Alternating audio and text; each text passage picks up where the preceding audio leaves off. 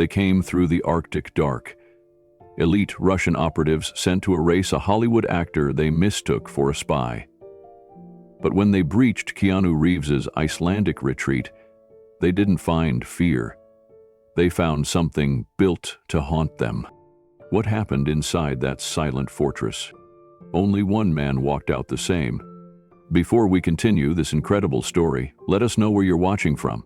If you enjoy stories like this, subscribe to the channel because tomorrow we have another inspiring story you won't want to miss. 100 feet below, near the edge of a frozen cliff, a geothermal spring hissed gently into the frigid air. The steam rose in plumes, ghost-like and slow, blurring the sharp edges of the black basalt rock. Keanu stood nearby, not for bathing, but for reflection. His breath visible in the cold, his posture still. He held a small, leather-bound notebook in one gloved hand, and in the other, a pencil worn smooth from use. He wrote with slow, deliberate strokes. "Stillness reveals what motion hides," he scribbled. Around him, the Icelandic wind tugged at his coat, sharp but clean. His 2 sheepdogs stood alert near the edge, sniffing the wind, their fur bristling with anticipation. Keanu looked up, following their gaze. Not alarmed, just aware. The dogs didn't bark. They never did unless something truly wrong was near. He made a note of that. Behind him, the minimalist house blended into the cliffside. Part modern structure, part geological echo. The windows, at certain angles, vanished entirely into the stone, giving the illusion that nothing human had ever been there. Inside, the home was warm and sparse. Radiant heat from beneath volcanic tiles kept it cozy without excess. One central fireplace crackled softly. Shelves held only a few hand-picked books. A telescope stood near the largest window, aimed at the stars. It wasn't a place for show. It was a place for breathing. He entered slowly, brushing snow from his shoulders. The dogs padded in after him, curling up near the fireplace. Keanu poured himself a cup of tea. No kettle whistle, no clock ticking. Just the soft pour and the sound of a flame settling in its stone cradle. He sipped, then sat near the window, eyes scanning the horizon. Far out, across the glacial plain, the light changed subtly. Nothing dramatic, just a shift in shade, a deeper gray on the edge of the white expanse. Something had moved. Maybe a shadow cast by clouds, maybe more. Keanu didn't rise. He simply set his cup down and flipped open a panel on the side table, revealing a compact surveillance screen. No internet, no satellites, just local relays tied to ground sensors. One of the outer sensors blinked orange for a fraction of a second. Then, nothing.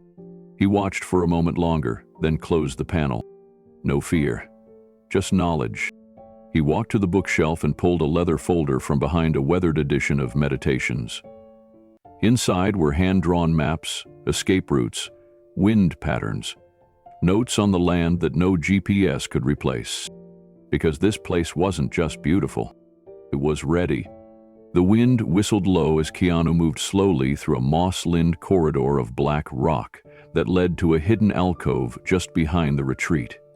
This wasn't part of the main house, not really. It was a carved space he had discovered and expanded, stone by stone, over years. No one else knew about it, not even the builders who helped design the retreat's public face. It was where he went to breathe when his mind felt too heavy, or when memories rose like ghosts from the dark. He sat on a bench carved into the basalt wall, staring out at a patch of frost-kissed grass that, in the brief Icelandic summers, would bloom with tiny purple flowers. A faded scarf still hung from a branch nearby, his mother's. She had visited once, just before she passed. "This place," she whispered then, "feels like the soul of the earth." He had never taken the scarf down. It moved slightly now in the cold breeze, like a memory refusing to settle. Inside the house, simplicity masked intentionality. Dark stone walls reflected light just enough to illuminate the path without glare. Each seam, each joint, told a silent story of thoughtful design.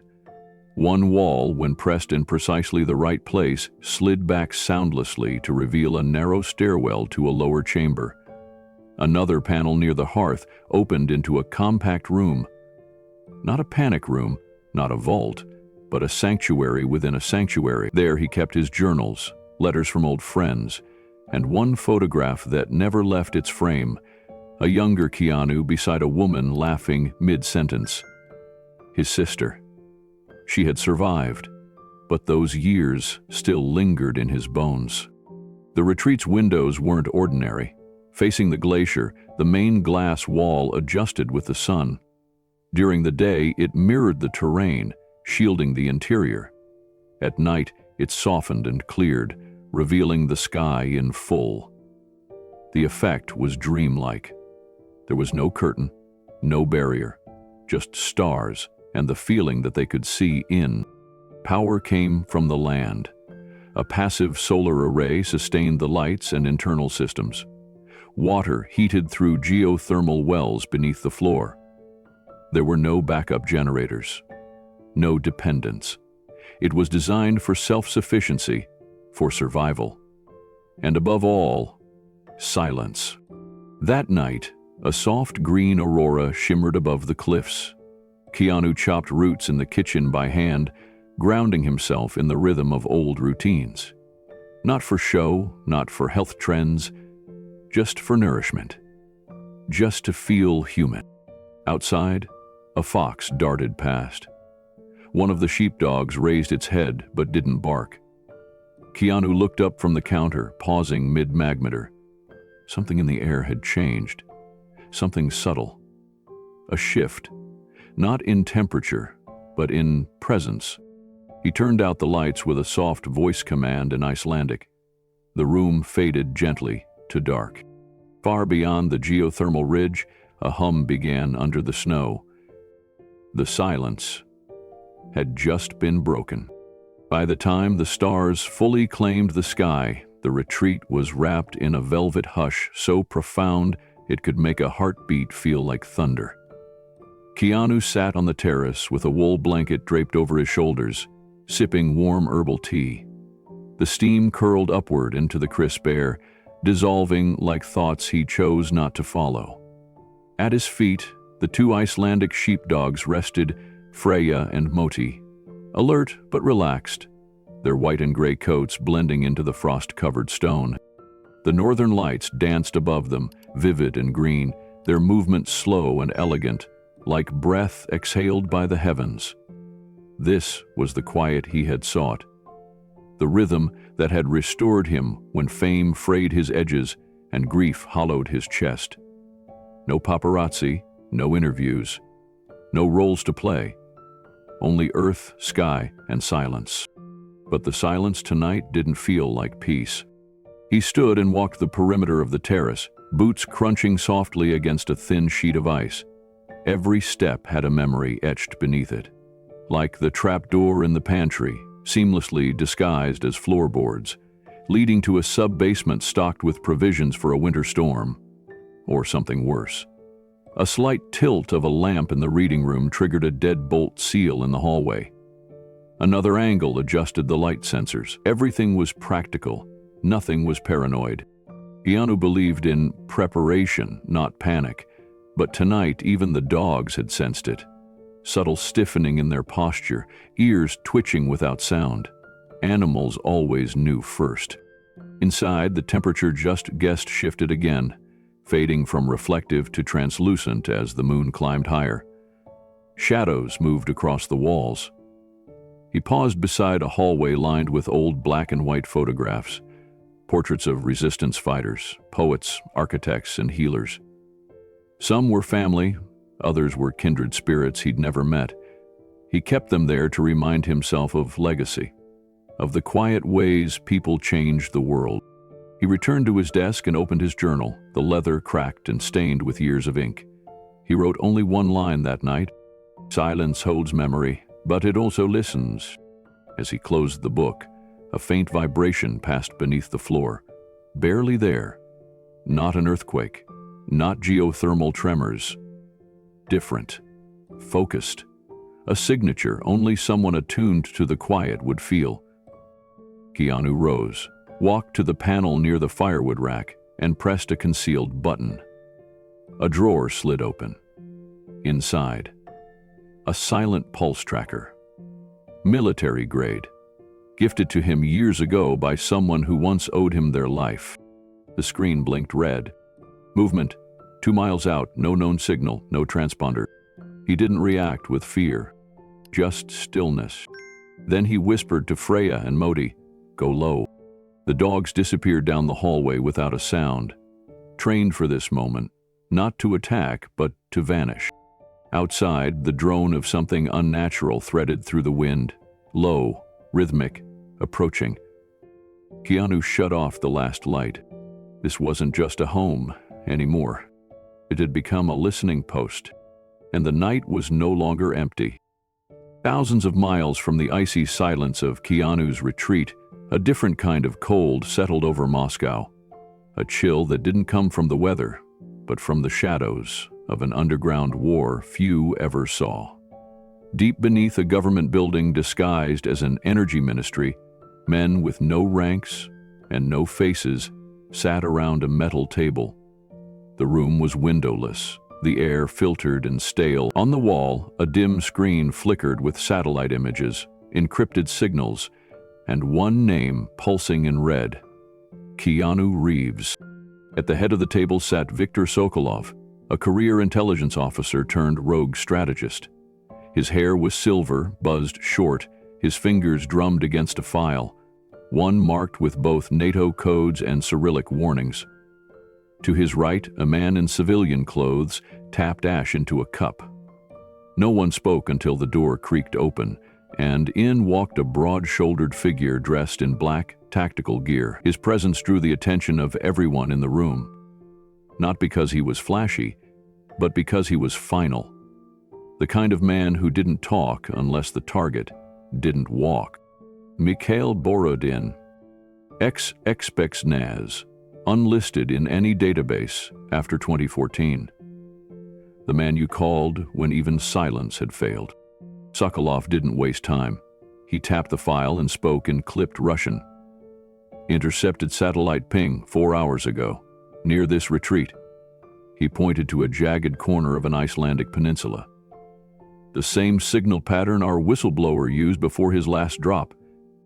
Borodin's jaw tightened. The American?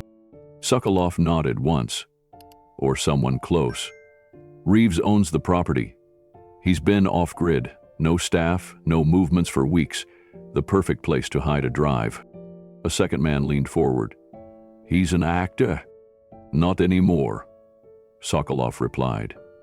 He's a loose end. Eliminate the asset. Retrieve the device. No headlines. No witnesses. Borodin's face was unreadable, but behind his eyes something flickered. Not hesitation. Calculation.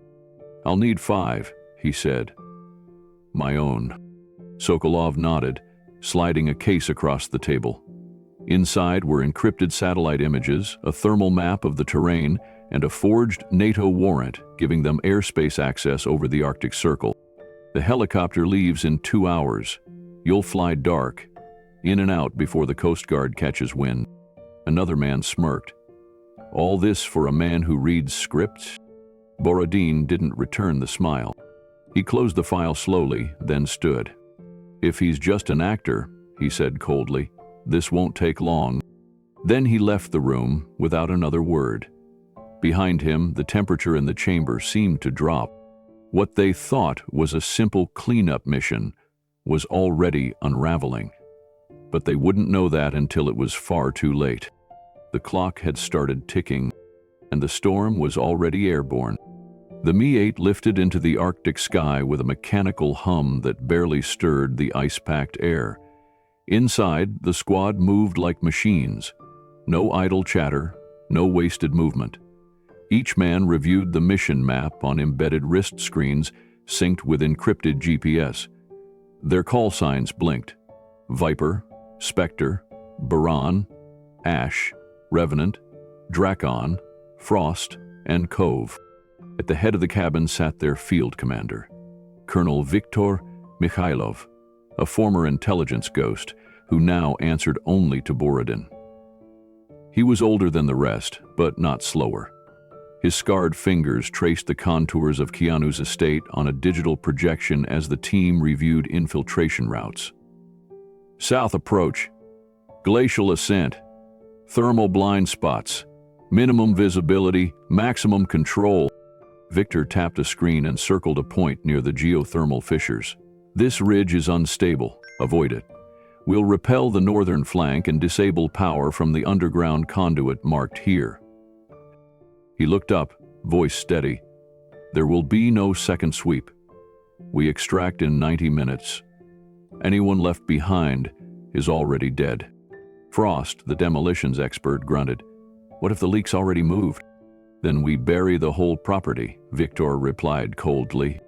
No one challenged him. Outside, the wind howled over the Black Sea as the chopper crossed into Icelandic airspace. Radar jammers engaged. Lights cut. From below, the volcanic ridges looked like broken knuckles of stone jutting out from snow-covered fists. The house was still 10 miles out, shrouded in thermal fog. The cold here wasn't just temperature, it was silence. Victor stared out the side window, his breath barely fogging the glass. He didn't believe in coincidences. Keanu Reeves living off-grid wasn't strange, but the satellite ping? The encryption layers? The perfect timing? Someone had set this up, and the consequences would be written in blood. The youngest soldier, Cove, checked his wrist pad again. No movement on thermal, no defense signals. He really might be alone. Victor didn't flinch. Then, he won't see us coming. They crossed the final ridge just as the first aurora lights shimmered overhead, green and violet waves curling like ribbons across the frozen black sky. The chopper dropped low, skimming the edge of the glacial shelf. Down below, nestled in basalt and frost, the lights from Keanu's home burned soft and slow. Too calm. Victor narrowed his eyes. Drop altitude, prepare for insertion. Inside the chopper, boots clicked. Gear shifted. 8 shadows stood ready. None of them noticed the raven, perched on a wind-bent pine at the edge of the glacier. It tilted its head once, then disappeared into the dark. Watching. Waiting. The Arctic wind howled against the sleek fuselage of the MA-8 helicopter as it crossed the invisible threshold into Icelandic airspace. Inside, the men remained silent.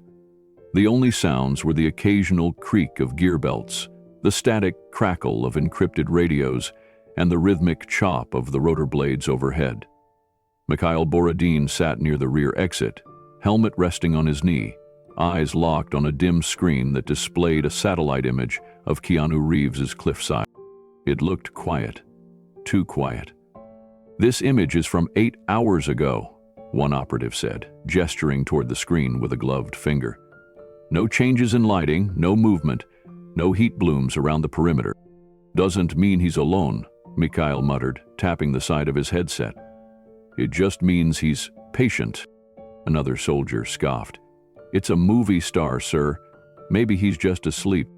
Mikhail didn't respond immediately. He stared harder at the satellite photo, noting subtle details. Snowfall patterns that hadn't changed, the position of solar panels, faint tire marks on a road long buried. He'd spent decades chasing ghosts. This felt like one. He's not just an actor, Mikhail finally said. He's a symbol, and symbols don't panic, they prepare. In the cockpit, the pilot signaled with a raised thumb. The coastline was in sight. Below, jagged lava fields stretched like a scar across the landscape, bordered by frozen sea and glowing geothermal vents. The natural terrain was treacherous, perfect for concealment, disastrous for pursuit. Mikhail stood and addressed his men with the cold authority of someone who had nothing left to prove. This isn't a strike on a compound. This is extraction from myth. Treat it that way. The squad snapped to readiness. Each man checked his rifle one last time, adjusted infrared optics, secured climbing spikes and silenced sidearms. They were used to urban raids.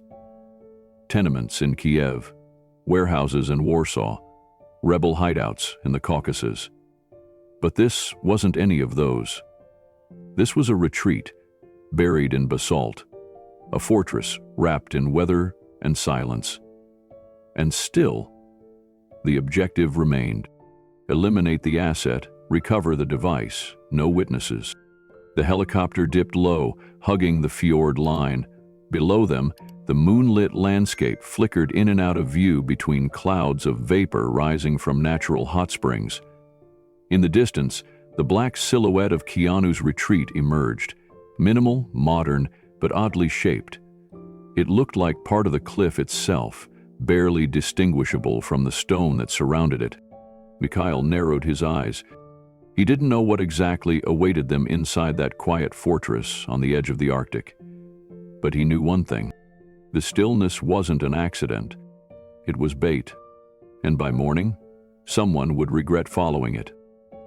The morning sun cast a pale glow over the snow-covered landscape as Keanu stepped out of his retreat.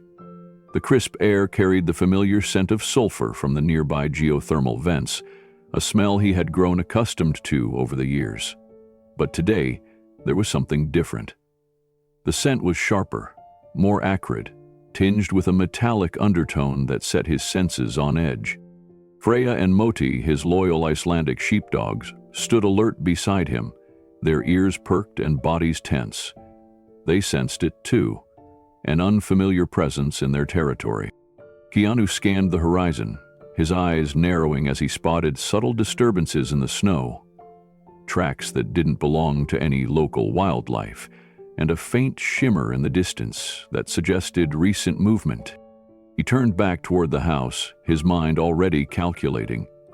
If someone was approaching, they were doing so with caution and precision.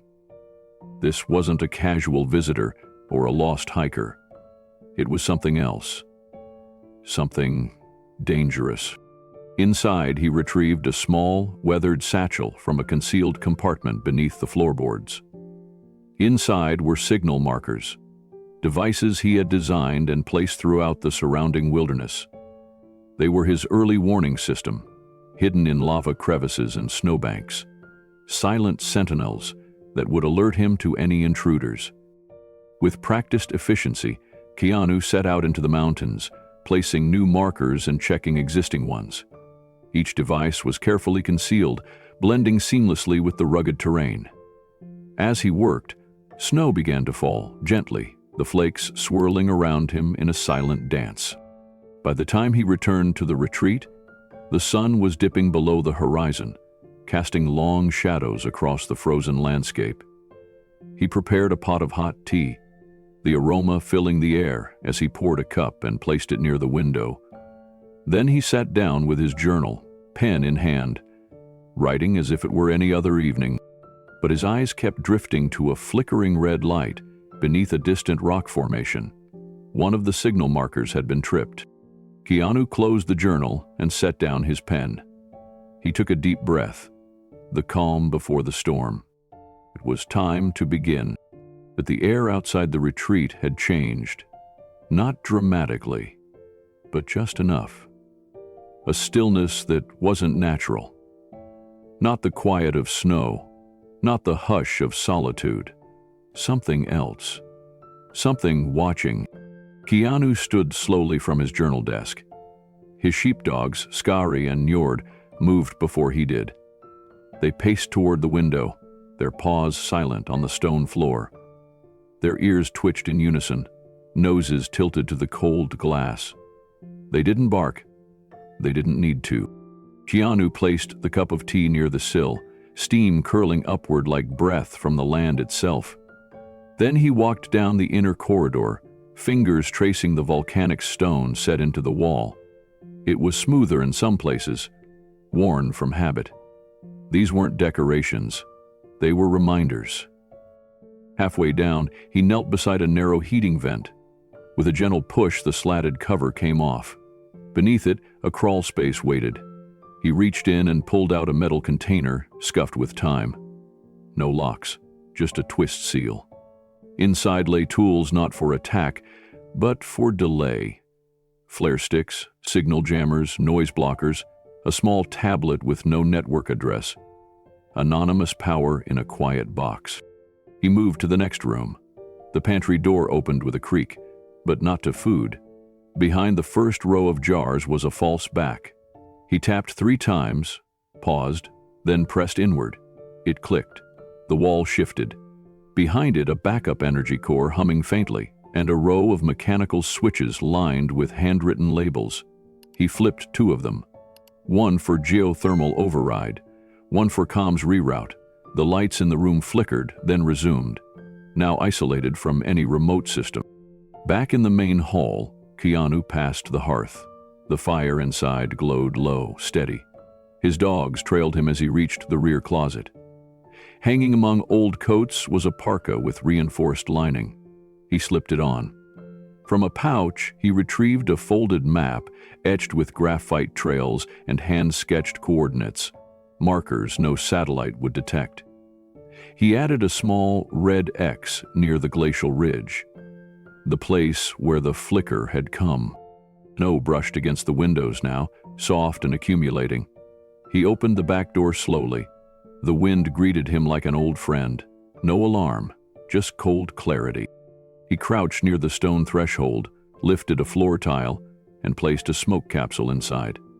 1 of 12, each linked by vibration, not signal. He replaced the tile, stood, looked to the sky. The aurora shimmered faintly above the ridge. Somewhere beyond it, someone was coming. He didn't rush. He didn't arm himself like a soldier.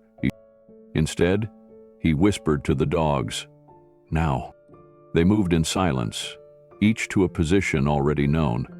Keanu closed the door behind him, and a night, breathless and white, began to listen. The dogs hadn't barked. That was the sign. Keanu stood slowly, setting his tea down on the smooth basalt windowsill. Outside, the snowfall had grown heavier, thick flakes drifting in crosswinds that whispered against the glass. But it wasn't the snow that caught his attention. It was the small red flicker across the ice field, half hidden behind the edge of a glacier-split rock. It pulsed once, then again, deliberate, too precise to be random. He crossed to the hearth and opened the built-in drawer beneath the stone bench. Inside, every object had its place. A pair of insulated gloves lined with local sheep wool, a folded woolen scarf, a slim leather sheath containing a handcrafted obsidian blade. He fastened it to his belt with slow, practiced fingers. Then he moved to the hidden panel in the floor. The mechanism hissed softly as he lifted it. Inside lay a weather-proof satchel. He pulled it out and unzipped it, checking each item. Analog shortwave radio, coded topographic map of the surrounding valley, 2 signal flares, a vial of ash from the Askja volcano. Ceremonial, yes, but also meaningful. Keanu took a breath and turned to his dogs. "Come," he said softly. The 2 Icelandic sheepdogs, alert and silent, moved instantly to his side. They didn't need to be told where they were going. They sensed it. The shift in the air, the purpose in his movement. He opened the door and stepped out into the night. The wind met him first, icicle, sharp, but not unwelcome. It carried with it the sounds of distant thermal vents sighing through the rocks and the low crunch of snow under his boots. But nothing else. Not yet. He made his way down a narrow path between snowdrifts, flanked by volcanic spires and frost-glazed boulders. Every 50 steps, he paused and placed a gloved hand against the ground, checking pressure, listening for movement beneath the crust of snow. Then he saw it. Another glint of red, this time further south. Another signal tripped, one of the outer markers embedded inside a snowbank and camouflaged to the eye. Not many would have even known where to look. Keanu nodded to himself. "They're testing the edge," he whispered. He crouched beside a crevice and slid a flare into a hollow marked by a black basalt ridge. If the signal changed color, it would mean multiple intrusions. Standing again, he looked out over the plain. The flickering light had vanished now. The ice had reclaimed its stillness. But something had shifted. He turned back toward the retreat, wind biting gently at his cheeks, the dogs flanking him like shadows. His breath was steady. Tonight, silence had spoken first, and he had heard it clearly. Whatever was coming was already here, hidden, calculated, close. But so was he, and that was the difference. The sky above the Icelandic plain was a vault of black ice, pierced only by the pale shimmer of stars and the jagged breath of auroras dancing along the horizon. No engines broke the silence. No footsteps echoed in the snow. But just beyond the basalt ridges east of Keanu's retreat, 6 figures moved in precise formation. Silent, masked, lethal. The Russian hit squad had landed with perfect coordination hours earlier. Their unmarked helicopter had touched down in a narrow clearing hidden between jagged rock formations. The vehicle was camouflaged now, hidden beneath a heat-shielding tarp and buried in snow, invisible to satellite scans. This was not a military mission. It was deniable, disposable. The men who carried it out had no names, only tasks. Mikhail watched from behind dark goggles as his team deployed the first recon drones. Each drone was the size of a large bird, wings folding inward as they launched from silent pneumatic tubes buried beneath the snow. They zipped into the freezing air, infrared sensors whirring, night vision active. Their mission: locate signs of heat, life, or movement within a 2-kilometer radius of the target structure. "Thermal sweep beginning," said Anton, the youngest of the team. His voice was curt over the encrypted comms. "No movement, house appears dormant." Borodin said nothing. He didn't trust calm, not in places like this. The ground beneath them was unstable, crusted with centuries-old lava fields, hidden geothermal vents, and veins of hot water that made any scan unpredictable. Their first infrared sweep lit up a dozen warm patches in the snow, only for the data to swirl and flicker. Readings collapsed, shapes distorted. It was like trying to read a fire's reflection in broken glass. "Mirage effect," muttered Yevgeny, the tech specialist. "Steam rises from the vents, messes with our signals, heat blooms everywhere. Can't distinguish a man from a mud pool." Borodin narrowed his eyes. "Then we don't trust the machines." They moved forward manually now, separating into pairs as they approached the slope leading toward Keanu's compound. The mirrored structure remained hidden in the ridgeline, its reflection of sky and snow blending into the mountainside like an optical illusion. The exterior was angular, minimalist, but deceptive. Beneath that surface were walls lined with specialized polymer that deflected thermosignatures. To the drones circling above, it was as if nothing lived there at all. Victor, one of the scouts, moved slightly ahead of the others. His steps were careful, honed from years in the tundra. But he didn't see the thin layer of ice stretched like skin across a thermal stream. There was a crack, just a whisper. His foot plunged through the crust and splashed into steaming water below. He cursed softly, kneeling to steady himself. The crack had echoed slightly off the surrounding stone. He froze, and then his radio hissed. Not with orders, not with interference, but with a voice. Low, calm, not live. A pre-recorded whisper, clear as breath in the frost. "Is this where your story ends?" Victor's blood ran cold. And then the wind howled. The Russian operatives adjusted their positions, fanning out across the frozen terrain in tight formation. Mikhail remained at the rear, observing through thermal binoculars. His face was unreadable, carved from stone and scarred by decades of shadow warfare. But even he felt it. Something in the air wasn't right. The readings were off. The map didn't match the terrain. The ice whispered where it should have cracked, and not a single sign of the target had emerged. "Alpha Team, check Sector 7 again," he ordered quietly over the encrypted channel. "Sector 7 clear," came the clipped reply. But it wasn't, not really. Keanu had installed passive reflectors along the geothermal ridges, panels that mimicked the temperature of nearby snowbanks while deflecting motion scans. From above, it looked like unbroken terrain, but underneath, pressure plates lay hidden, waiting to register every out-of-place footstep. One of the younger operatives, a quiet sniper named Ilya, took a step too far. His boot sunk an inch deeper than expected. The ice groaned beneath him. He froze, breath hitching. Then, nothing. No explosion, no collapse. Only silence. His headset hissed with a sharp crackle. He tapped it. "Command?" But instead of orders, a strange sound drifted into his earpiece. Faint, layered beneath static, like wind, curling through ancient stone. Then a whisper, deliberate, male, calm.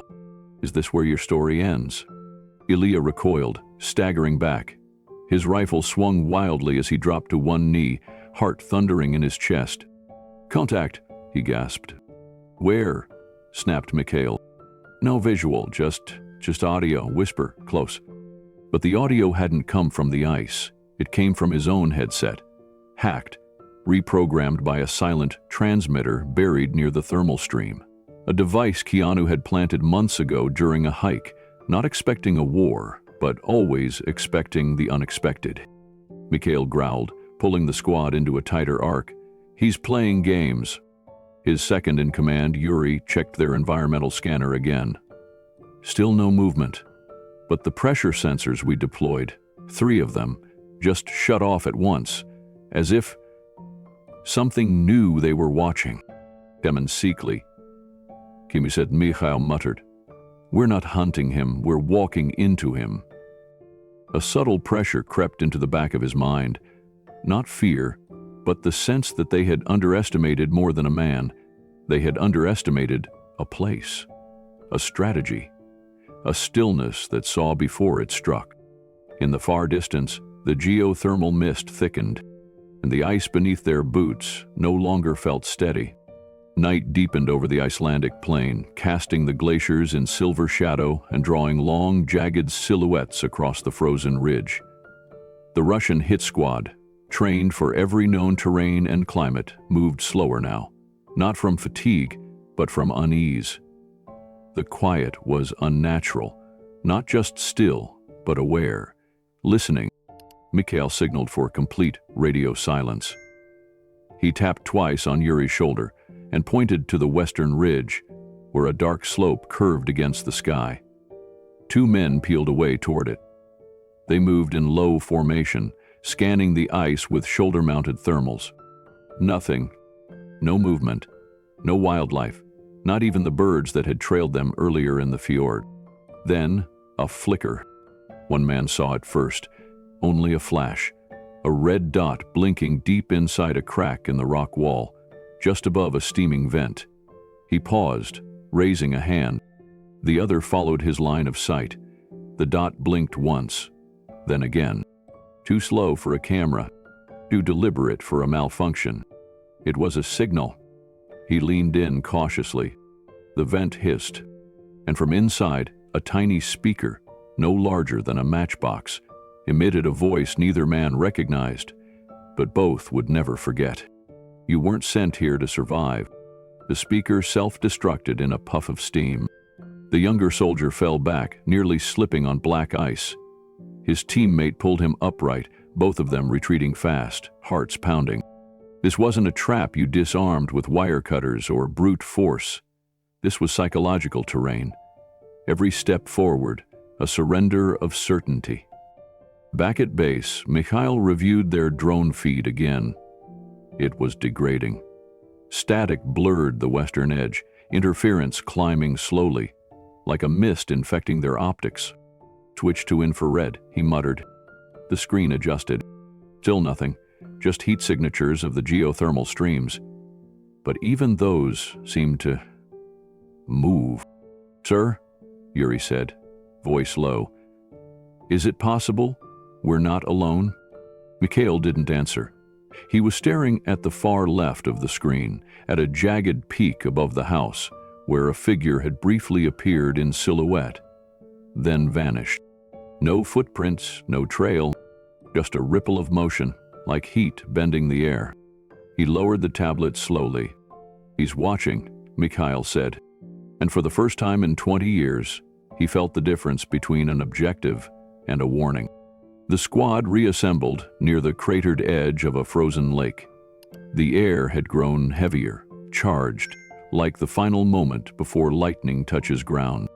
And from far above them, invisible to the naked eye, one of Keanu's passive gliders circled silently, its camera capturing every breath, every mistake, every glance backward.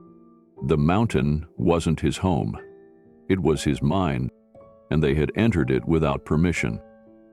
The snow outside had thickened into a quiet storm, soft flakes dusting over tracks too shallow to follow. Keanu stood in the heart of the retreat's central hall, bare feet pressing against the geothermal heated stone. The warmth from below was steady, grounding, but above, the world had changed. He pressed his hand against a panel carved into the lava stone wall. It clicked. A thin seam of light widened, and a cedar cabinet slowly opened, releasing the earthy scent of oil-preserved wood. Inside were no weapons of blood, just instruments of clarity. A slender case held 3 tranquilizer darts, their tips capped, each marked with different dosages. Humane, but enough to drop a grown man in seconds. Next to them lay a compact sound disruptor, no bigger than a matchbox, and beside that, a folded parchment containing his father's handwriting. Strategic layouts for pressure pads disguised as stones. Keanu placed the parchment on the table, unfolding it like a priest might unfurl scripture. Every inch of this home had been pre-mapped for mental warfare. He wasn't preparing for a firefight. He was preparing for an unraveling. His fingers hovered over a small, circular rune engraved into the floor at the back entrance. He pressed it down. A faint vibration pulsed beneath the basalt tiles. Somewhere under the snow, hidden speakers tucked into rock crevices began to hum. It started soft. A chant. Ancient. Icelandic. Voices long gone, their tones winding through the icy air like a lullaby from the grave. Not loud, not threatening, just memory. And memory was all Keanu needed to unsettle men trained only to fear noise and fire. He stepped outside, letting the door seal shut behind him. The air slapped his cheeks with a freezing bite, but he didn't flinch. Just a few yards from the rear of the house, he placed a smooth stone, no bigger than a palm, on a pressure pad hidden under the snow. The rune beneath it pulsed faintly as the chant deepened. The chessboard had begun to stir. High above, mounted on a basalt ridge, 3 microprojectors flickered to life. They cast moving shadows onto the snow, simulated heat blurs that made a straight trail appear forked. A hill seemed like a valley, and footprints looped back in perfect circles. From a satellite or drone, it would look real. From the ground, it would be a maze. One of the soldiers, already separated from his unit by the terrain, checked his GPS. It blinked. Wrong. It showed his position as moving east, though he was facing west. He took a few more steps, confident. But soon, he'd find himself right back where he started. The soldier crouched near the icy ridge, scanning the frozen expanse with careful precision. His GPS screen glowed faint green in the cold, tracing a route that should have cut west across a small valley. But when he stepped forward, the terrain didn't match. The hill he had just descended appeared again in front of him. He frowned, recalibrated the map, and turned southeast. After 15 minutes of quiet movement, his boots landed on the same patch of fractured basalt, the black-veined stone he had marked earlier with a gloved hand. His eyes narrowed. Something wasn't right. What he didn't know was that Keanu had already altered the battlefield. From a camouflaged perch built into the cliffside, a mounted optical projector had adjusted to his location. Controlled by thermal feedback, it emitted a subtle light distortion into the snowpack, creating false terrain contours. Shadows moved where there were none. Heat signatures echoed faintly in unnatural directions. The soldier wasn't lost in space, he was lost in perception. The land he thought he understood was now a labyrinth, designed to reflect his uncertainty. Keanu watched from a recessed observation slit behind mirrored glass, his breath fogging the air. The interior of his retreat remained warm, insulated, yet completely silent. Beneath the floor, a low Norse chant played through geothermal vents. The sound drifted through hollow rocks and thin cracks in the earth, rising into the open like memory surfacing through snow. It was not loud, not aggressive, it was ancient, repeating, echoing. The soldier's posture changed. His steps slowed. His rifle dipped slightly, held looser. Fatigue wasn't the issue, confusion was. And in places like this, confusion became fear far faster than bullets did. Inside, Keanu opened a narrow drawer beneath a wooden bench. Inside were two handcrafted tools, a small brass sphere etched with Icelandic symbols and a leather strip infused with clove, pine, and bloodroot. The sphere was filled with a cooling gel and slow-reacting mist compound. Once placed in geothermal steam, it would create a fog that lingered low to the ground, distorting both scent and shape. The leather strip? A silent signal. His dogs, raised among volcanic ridges and trained over years, would know what to do. He left the warmth and walked toward a crooked tree that marked the ravine's midpoint. Snow crunched under his boots. He crouched near a vent, placed the sphere just inside, and covered it with black gravel and snow. Then he tied the leather strip to the lowest branch and moved back into the shadows. Moments later, the soldier crossed through. Snap. He froze. Behind him, only the whisper of shifting wind. And far below, the two Icelandic sheepdogs stirred beneath the floor of the retreat, ears twitching. They moved through the old tunnels, silent, alert, deliberate. Keanu watched it all from afar. He hadn't set a trap. He had set a rhythm. And now the mountain had joined in. Keanu's hand hovered over the final switch embedded in the wall panel, a pressure-sensitive slate carved with a rune once gifted to him by a Sami elder. It wasn't for defense. It was for memory. When he pressed it, a subtle vibration pulsed through the floor of the retreat. Outside, deep beneath the ice field, a ring of small geothermal vents hissed open, creating mist columns that rose slowly, cloaking the perimeter in swirling fog. The Russian squad didn't notice the transition right away. Their vision had already been distorted by manipulated GPS, by mirrored rock formations Keanu had learned to craft from obsidian panels. But as the fog thickened, as the snow beneath their boots subtly changed texture, cracking and reforming like a shifting crust, they paused. Mikhail squinted at his wrist monitor. Thermal distortions climbing. Signal reflection increased. What's causing this? His second-in-command muttered, "This isn't weather, it's control." Keanu watched from the upper terrace, half-shade beneath the wooden archway where his mother once hung wind chimes. The structure hummed now, touched by the geothermal air currents. He didn't raise a weapon. He didn't step into view, he simply waited. Every movement calibrated for meaning. From a speaker buried under a snowbank, the Norse chant faded into silence. Then came the sound of footsteps. One, then two. The crunch of boots, too loud for professionals trained to move like ghosts. They were hesitating, exactly as planned. Keanu activated the next illusion. To the infiltrators, it would appear the house had shifted 90 degrees. GPS fed them a mirrored layout of the landscape, tricking them into believing the mountain's cliff edge was behind them instead of to their right. Trees blinked in and out on their augmented reality glasses. Landmarks recycled every few feet. The soldier on point doubled back again, muttering, "We've already been here." "No, you're disoriented," another growled. "It's the snow." "No," said the third. "It's him." Back inside, Keanu opened a side drawer beneath the bench and retrieved a small, folded blanket. It was made of wool, hand-woven. On it were the names of his grandparents, etched into the fabric by fire dye. He held it for a second, then set it over the cedar trunk beside the door, the one holding his father's broken compass. He wasn't defending just walls or maps. He was defending memory.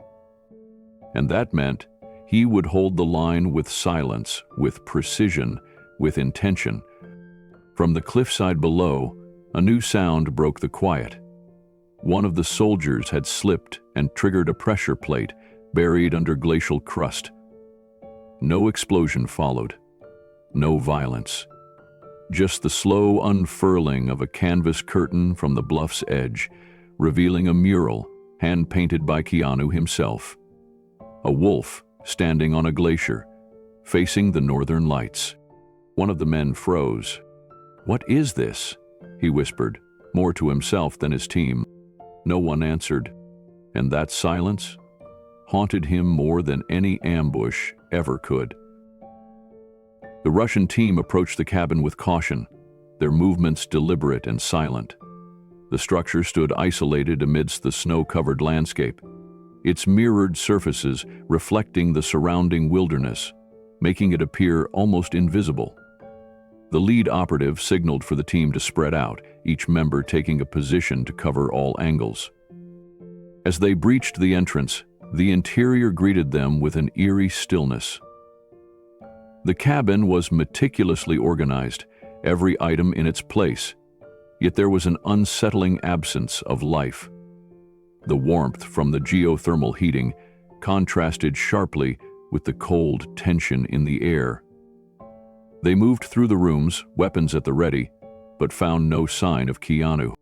Suddenly, a faint sound echoed through the cabin, a soft footstep, followed by another. The operatives froze, scanning their surroundings, but saw no one.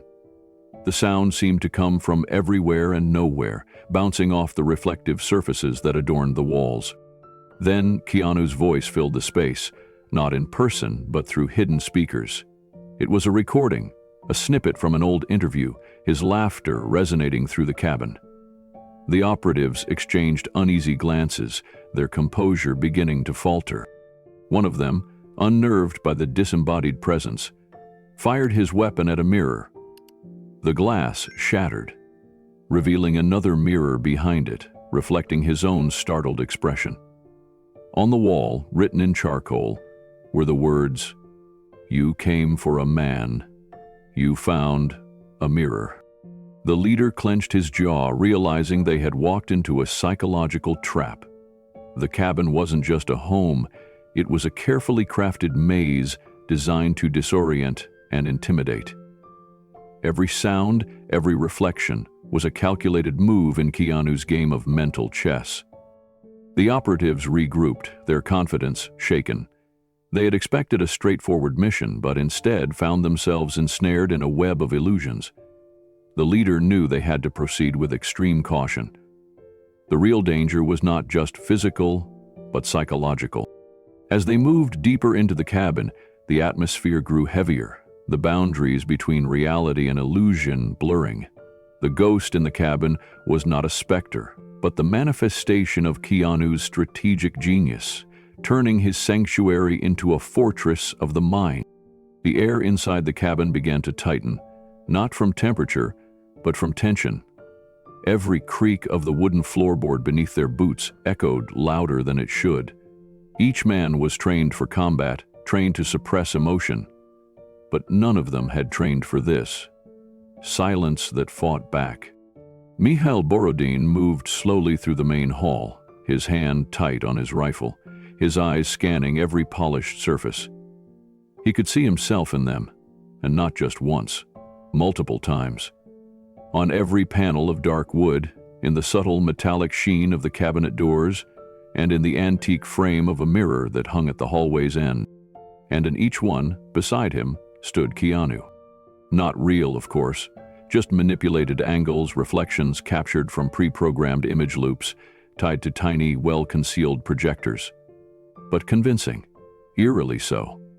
One image even blinked. The soldier behind him, a wiry younger operative named Oleg, exhaled too hard and muttered under his breath, "This is a ghost house." "Hold formation," Mikhail ordered. The team advanced through the living room.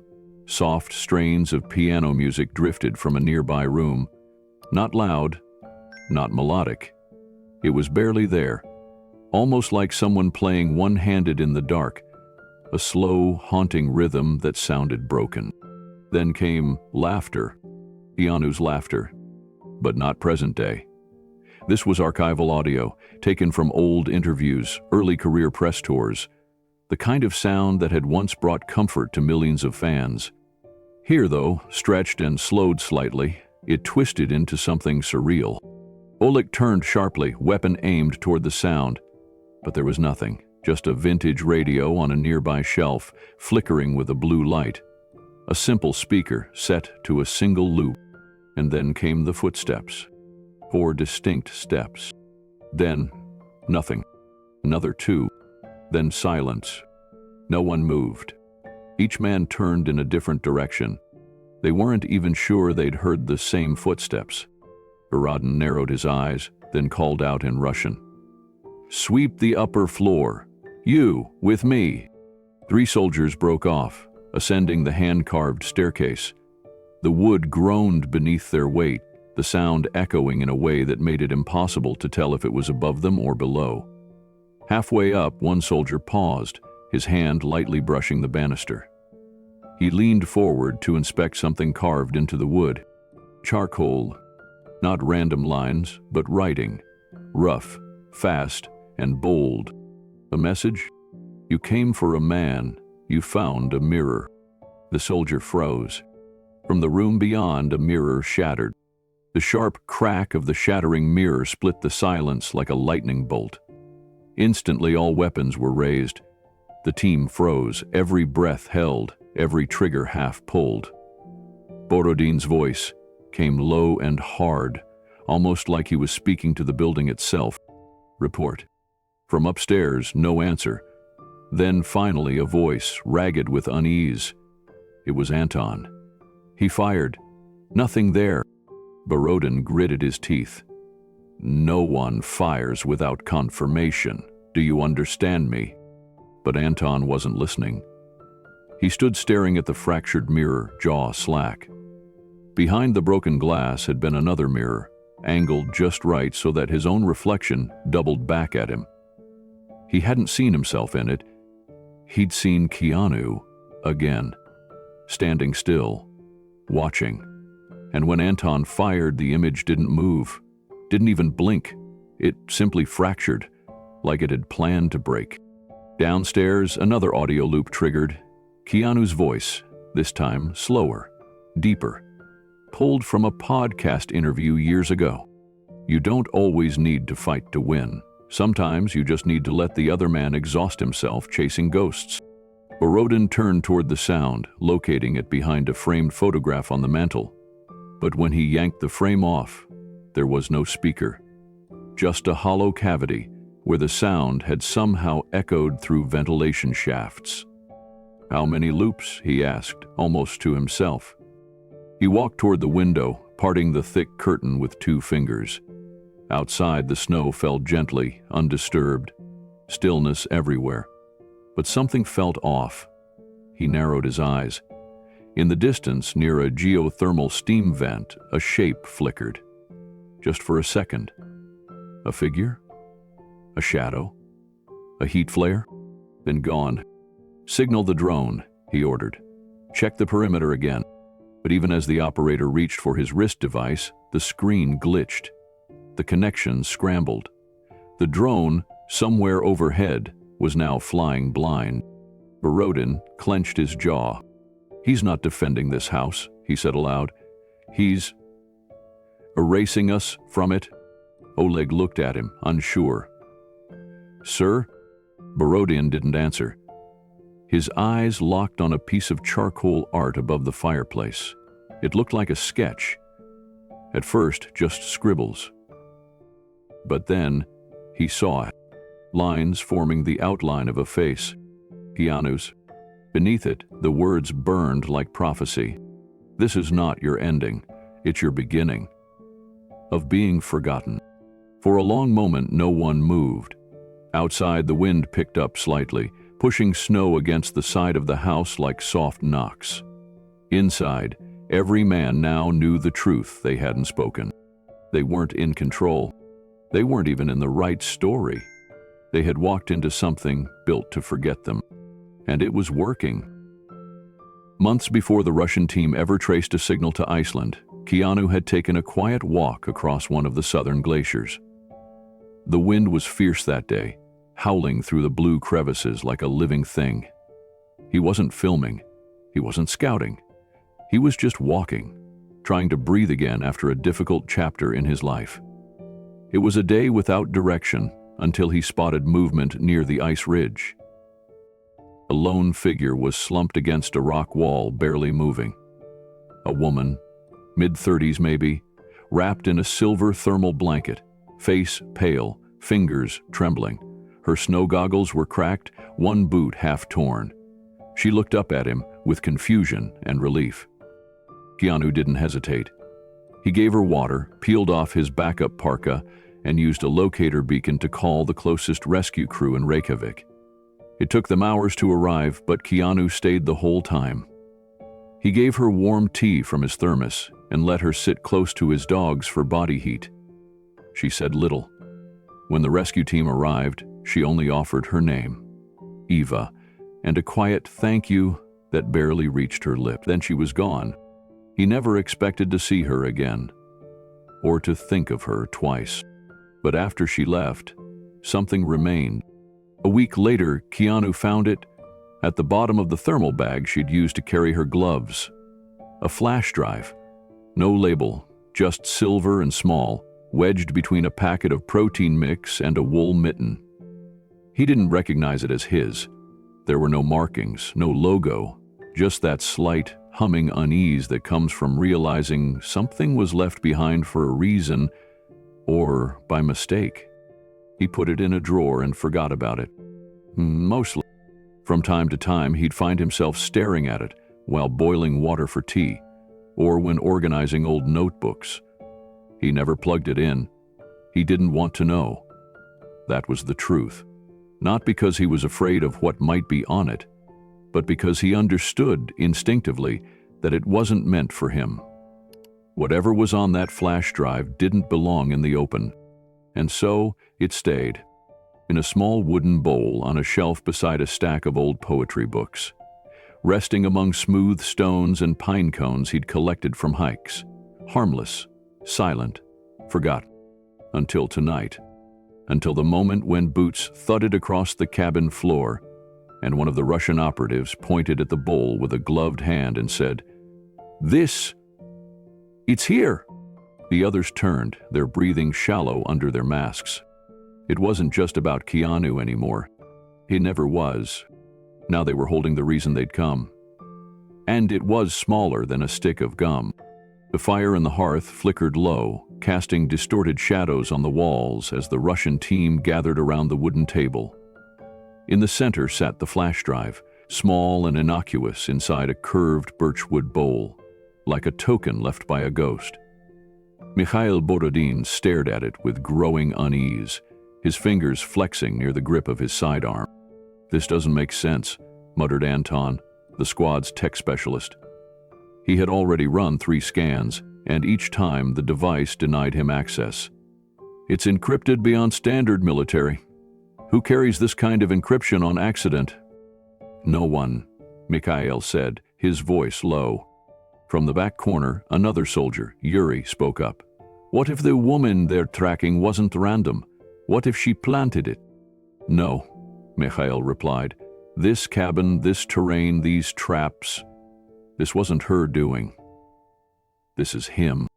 He nodded toward the mirrored wall where earlier they had seen Keanu's reflection. Just before it vanished again. Anton hesitated. "We try to force it open?" Mikhail gave a small nod. Anton connected the drive to his laptop. Within seconds, a cascade of lines began to scroll. Binary gibberish, as if the file system had become unmoored. Then the screen froze. A single line appeared. GPS lock initiated. Anton's eyes widened. "Wait, what?" Before he could respond, the laptop beeped twice. Then a soft audio crackled from the cabin's corner speaker. It was a synthetic female voice, clipped and formal. "Foreign signal detected. Proximity alert sent to NATO Arctic Response Command."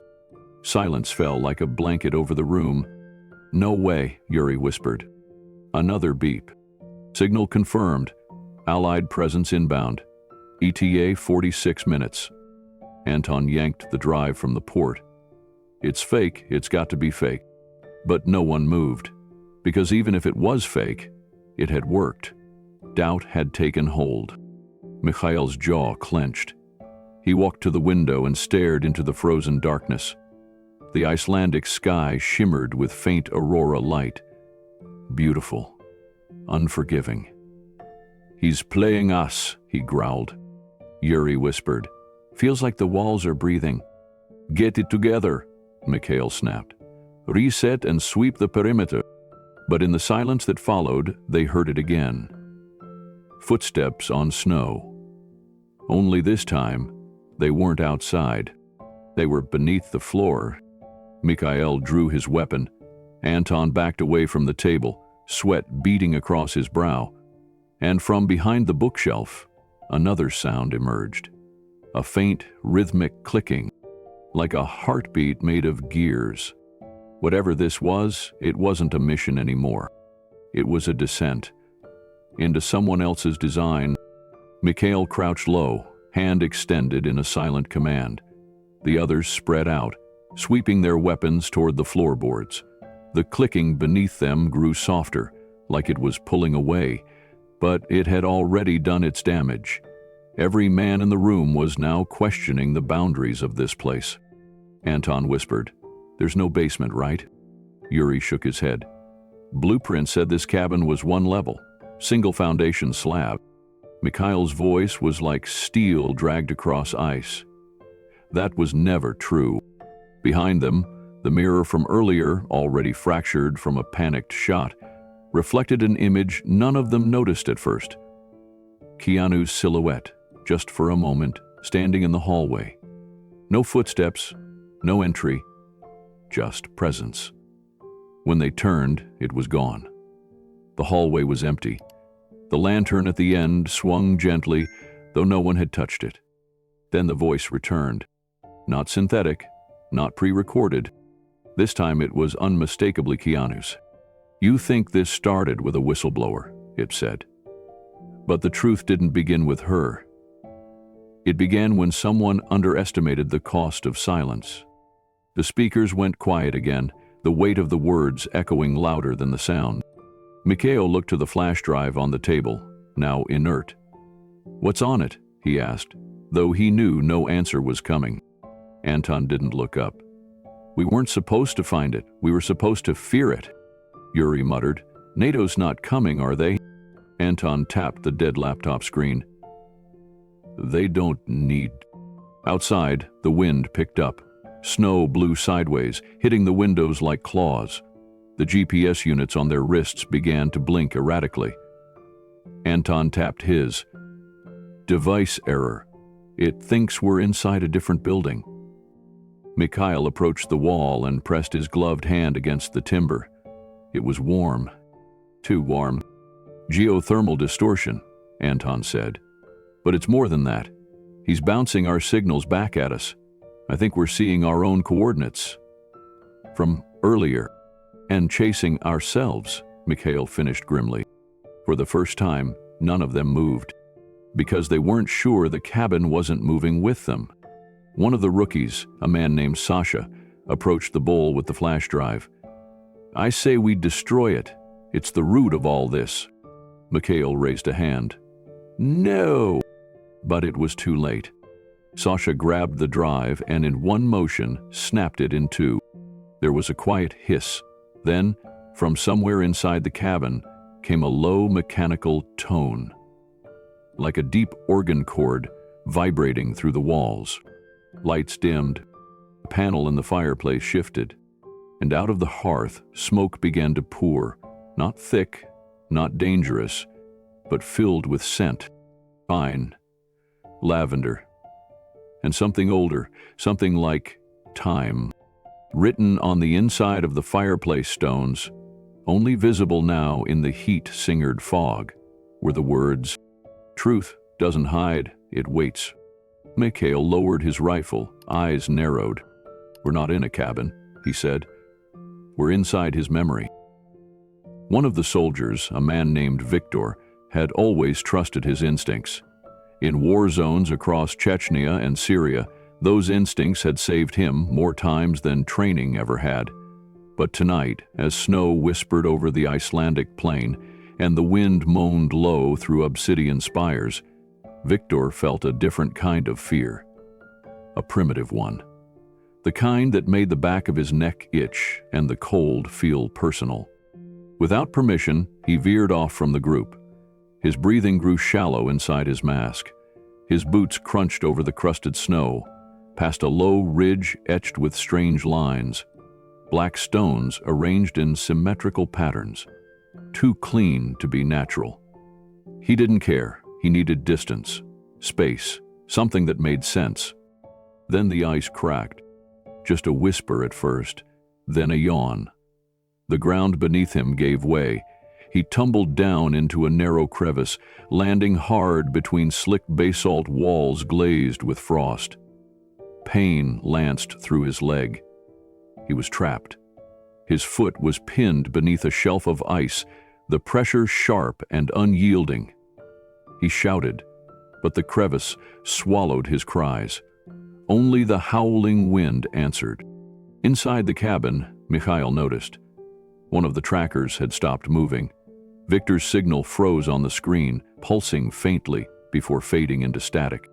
Outside, Anton stumbled from the rear hallway, drenched in sweat despite the bitter cold. His face was pale, eyes glassy.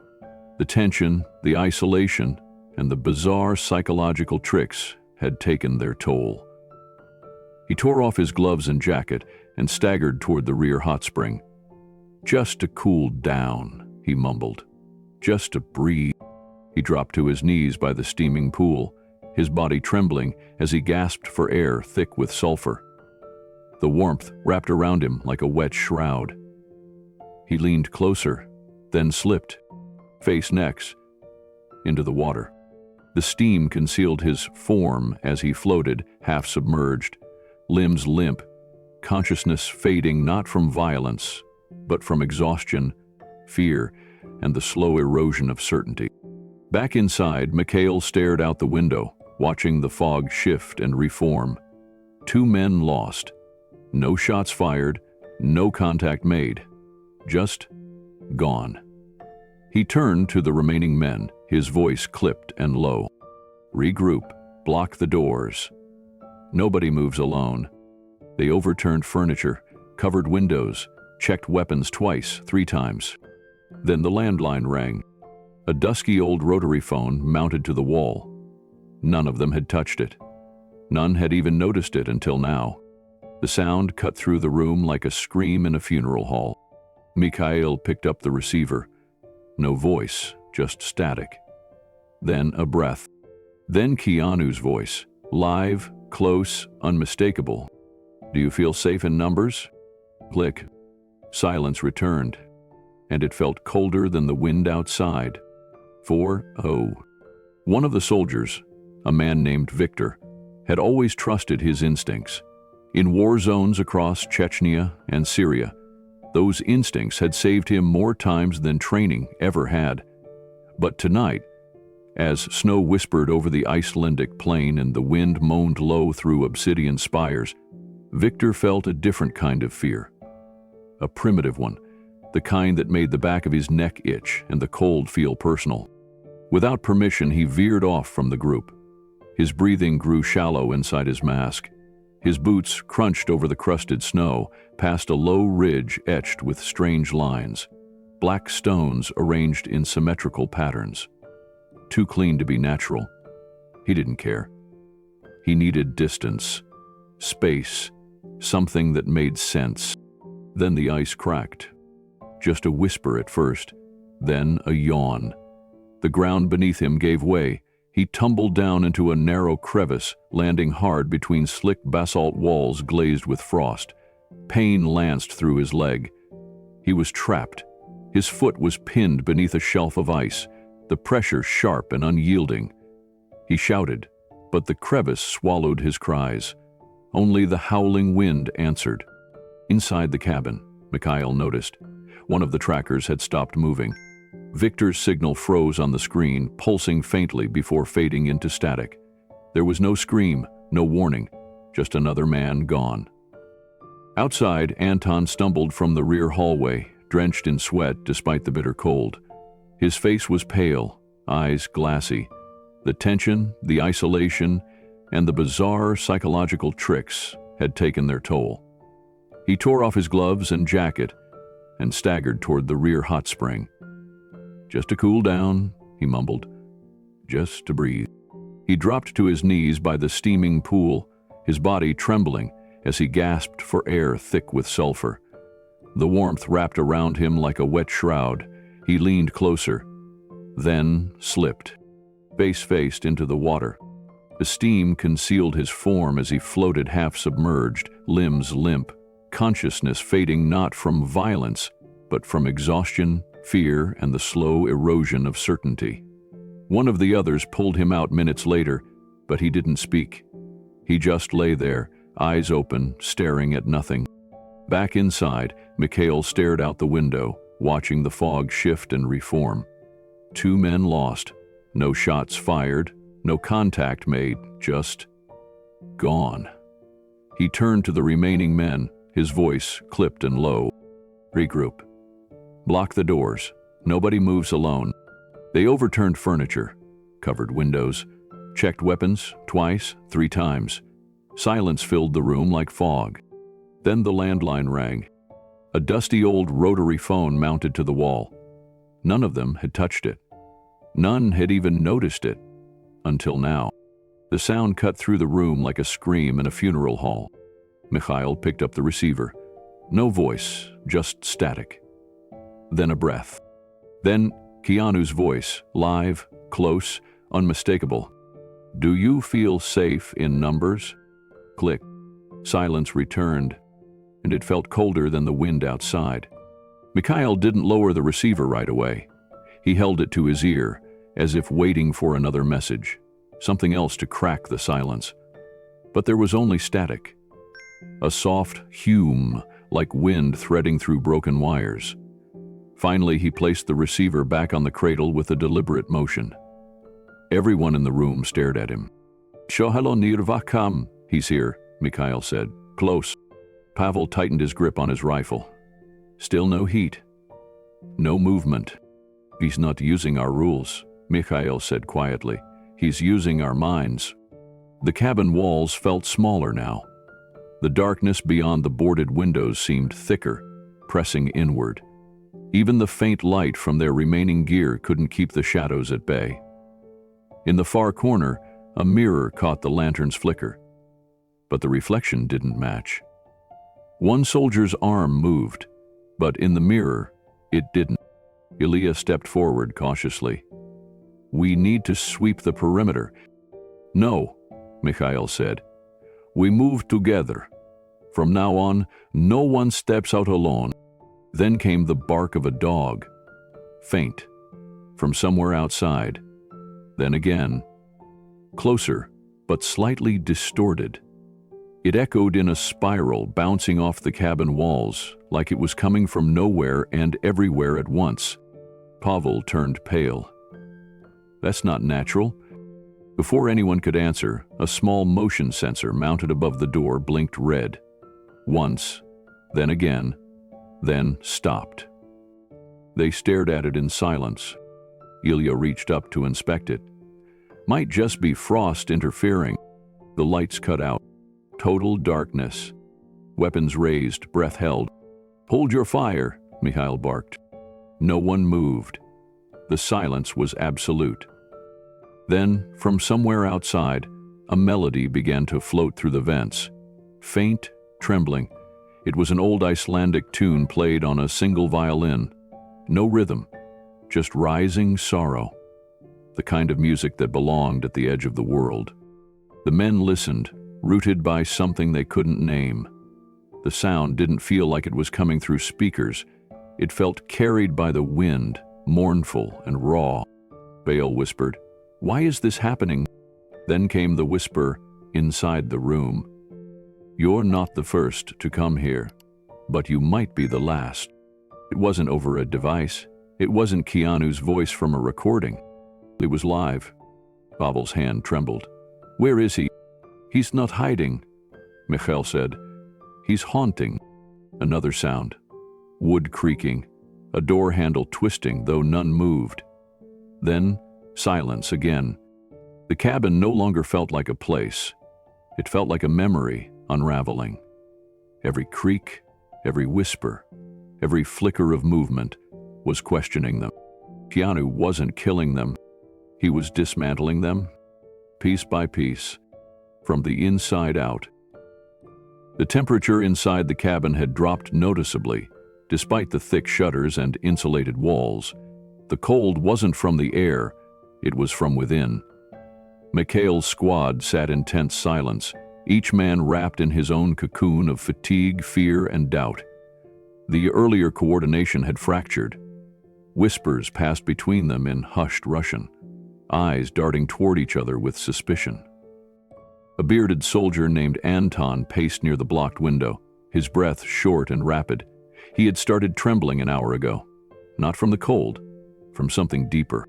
"They know we're here," he muttered. "Not for the first time." "They've always known," replied Sasha, leaning against the wall with his rifle across his lap. "We were expected. We're being watched." Mikhail said nothing.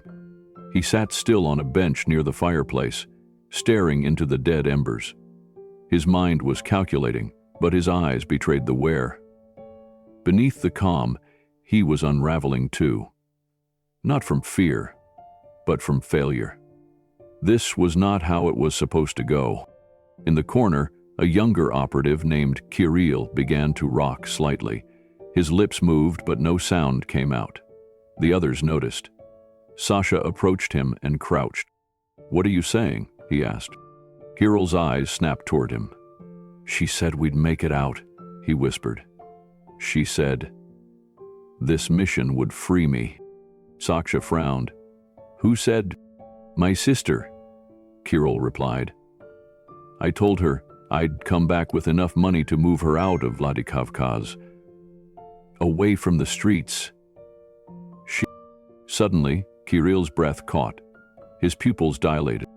He wasn't seeing Sasha anymore. In his mind, the walls had changed. The cabin became a narrow alleyway. He saw snow, then blood, then headlights. Voices shouted, distant and sharp. It was a memory, a loop, triggered by stress, fatigue, and the strange psychological air that had thickened around them since they landed. He bolted upright and screamed. Anton cursed and raised his weapon, heart racing. "Sit him down," Mikhail barked. "Now." But it was too late. Keanu charged toward the front door, arms flailing, boots thudding against the cabin floor. Sasha tried to catch him but slipped.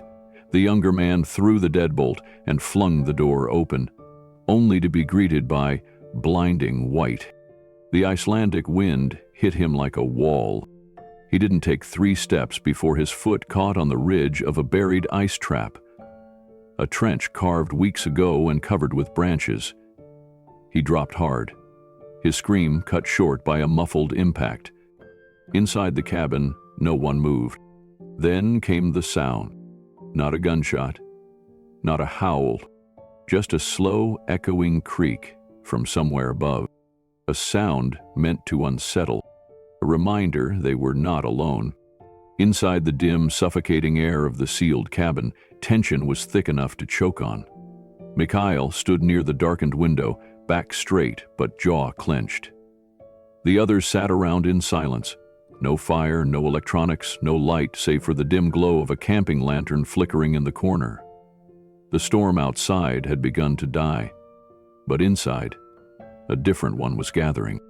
Yuri, the youngest among them, sat on the floor with his knees drawn to his chest. His eyes darted around the room like a cornered animal. He hadn't slept in over 30 hours. Every creak in the cabin, every gust of wind that brushed against the structure, made his breath catch. His fingers twitched against his rifle, but he didn't have the strength to lift it. "We were set up," he whispered hoarsely. "They knew we were coming before we ever left Murmansk." "Shut up," grunted Viktor from the other side. He was older, scarred, hardened. "You think too much. That's your problem." Yuri's eyes narrowed. "You really think this is just bad luck? That we just stumbled into a place designed to haunt us?" Mikhail didn't speak. He just turned his eyes toward the wall, where a crack in the wood let in a sliver of moonlight. Thin, silver, cold. "I saw something," muttered Anatoly. His voice was dry, cracked. "Out in the snow. A figure. Watching. Then it vanished." "You're imagining things," said Viktor again. But there was doubt in his tone this time. Anatoly's hand trembled as he wiped sweat from his brow. "No, it moved. Slow. Deliberate.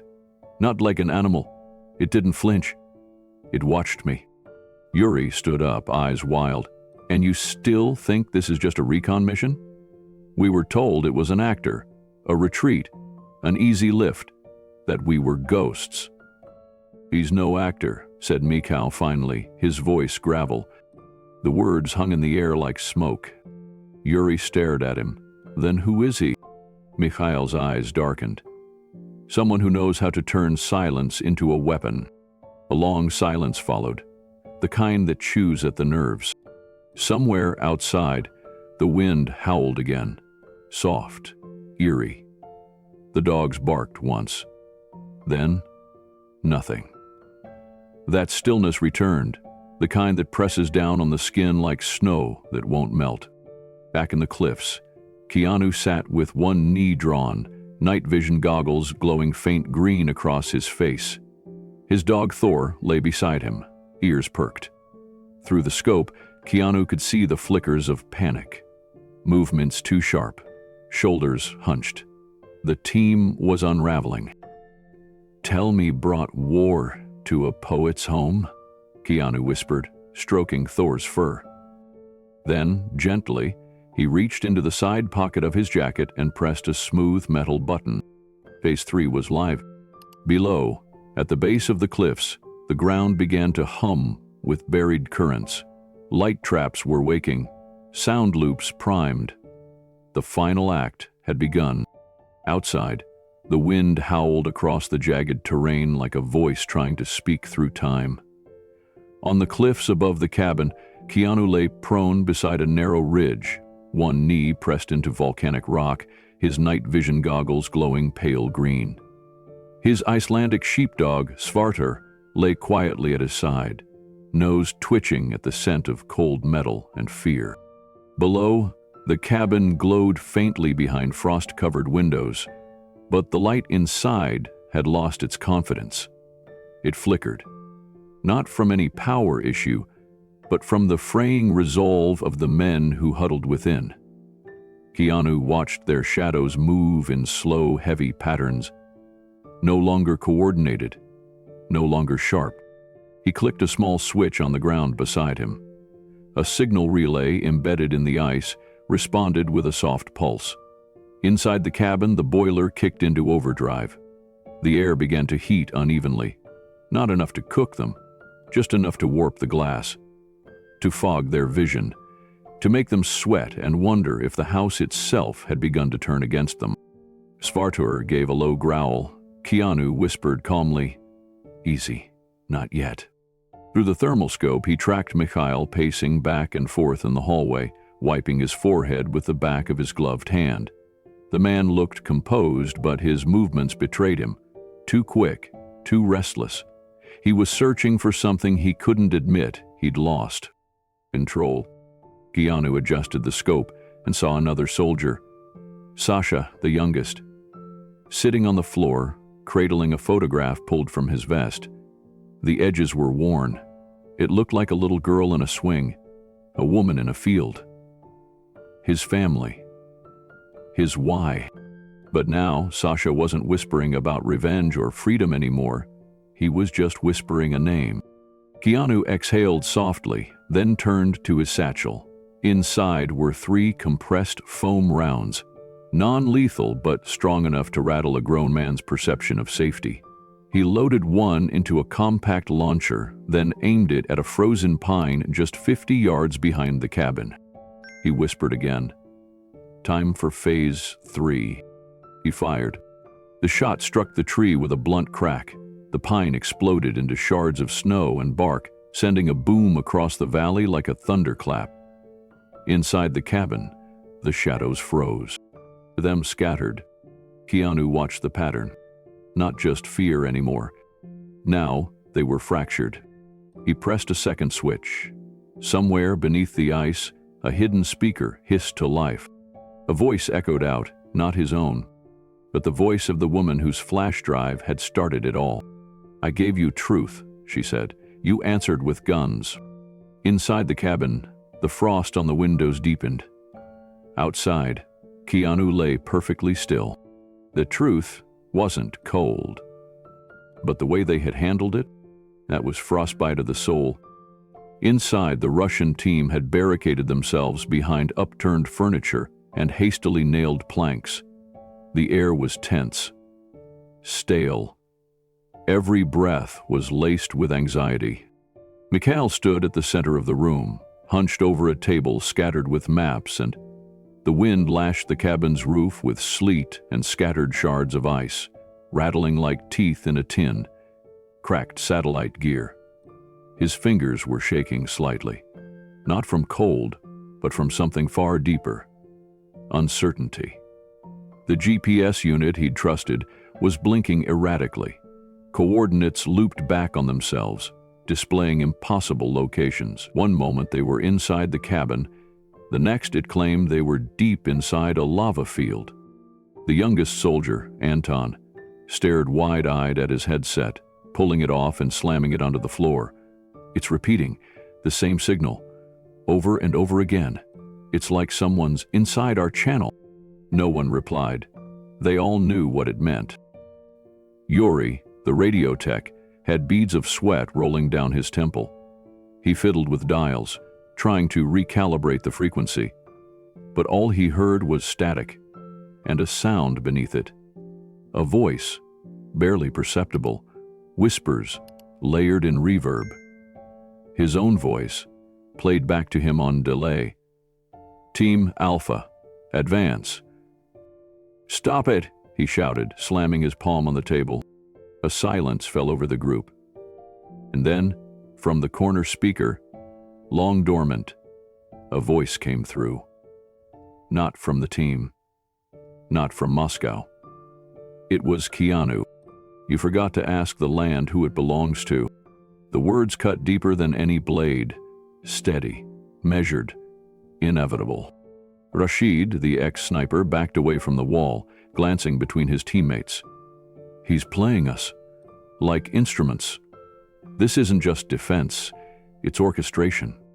But it was already too late. Their confidence had begun to fracture the moment they realized no one was coming to help. The false NATO ping still echoed in their minds. Was it real? Was Keanu bluffing? Had the land itself betrayed them?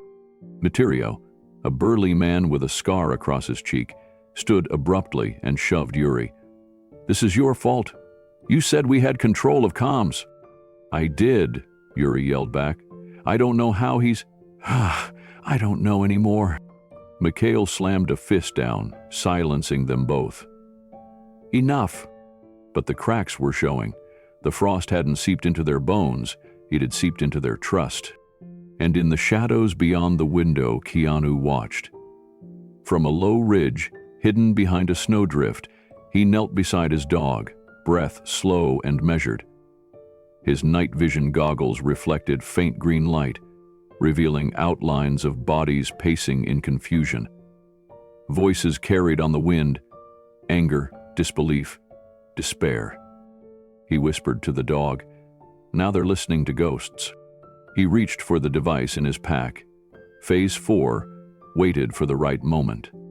It was coming. Inside the dimly lit cabin, the atmosphere grew heavier by the second. Steam from soaked clothing clung to the ceiling, curling like restless spirits. The stove in the corner sputtered, no longer warming the room, just filling it with the smell of burnt wood and desperation. They were soldiers, yes, but now they were shrinking into shadows of themselves. Rashid crouched by the boarded window, peering through a slit with eyes wide and unblinking. "We're going in circles," he muttered. "Same rocks, same tree stump, same ridgeline. He's bending the forest." "No forest," Yuri snapped. "It's tundra, open ice. Don't lose your grip." But even his voice lacked conviction. Anton had stopped speaking altogether. He sat in the corner, arms wrapped around his knees. Occasionally he twitched, as if swatting away thoughts too loud to bear. His mouth moved silently. Prayers, maybe. Or regrets. A soft creak came from above. They all froze. Rashid raised his rifle. "Roof!" But there was nothing. No impact, no sound of snow shifting, just silence. Then the lights flickered. For a moment, everything glowed an eerie pale blue. Then darkness again. Yuri jolted upright. "Imp?" "No," Mikhail said slowly. "He's pulling power through the geothermal grid, controlled flickers. He's warning us, not hitting us." A long pause, then the sound of water dripping. From inside, Anton's eyes widened. That wasn't dripping before. They followed the sound to the back hall. A single bottle of water, previously sealed, now dripped onto the wooden floor. Condensation had burst it. But it felt like something else, like the house itself was perspiring. Yuri turned sharply. "We're hallucinating." "You think this is panic?" Mikhail growled. "No, this is orchestration."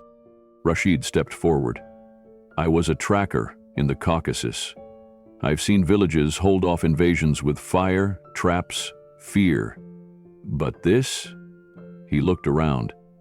"This is something else." He removed his goggles, laid his rifle on the table. "I'm done." Yuri gaped. "What are you doing?" "I came for freedom, for a clean record. I didn't come to chase ghosts." "You're quitting?" Rashid's voice was calm. "I'm surrendering, not to a man, but to the land." Mikhail stared at him, searching for weakness. But what he found was something harder to dismiss. Clarity. The wind outside howled once, then fell away, as if the land had heard. Keanu, still perched beyond the slope, watched the motionless cabin. He didn't need weapons. He had intention, precision, and the pulse of the earth beneath his knees. He pressed a sequence on his controller. Phase 4 would begin with sound. The kind you couldn't forget. Inside the cabin, the silence fractured like thin ice underfoot. A low vibration hummed through the walls. Not mechanical, but elemental.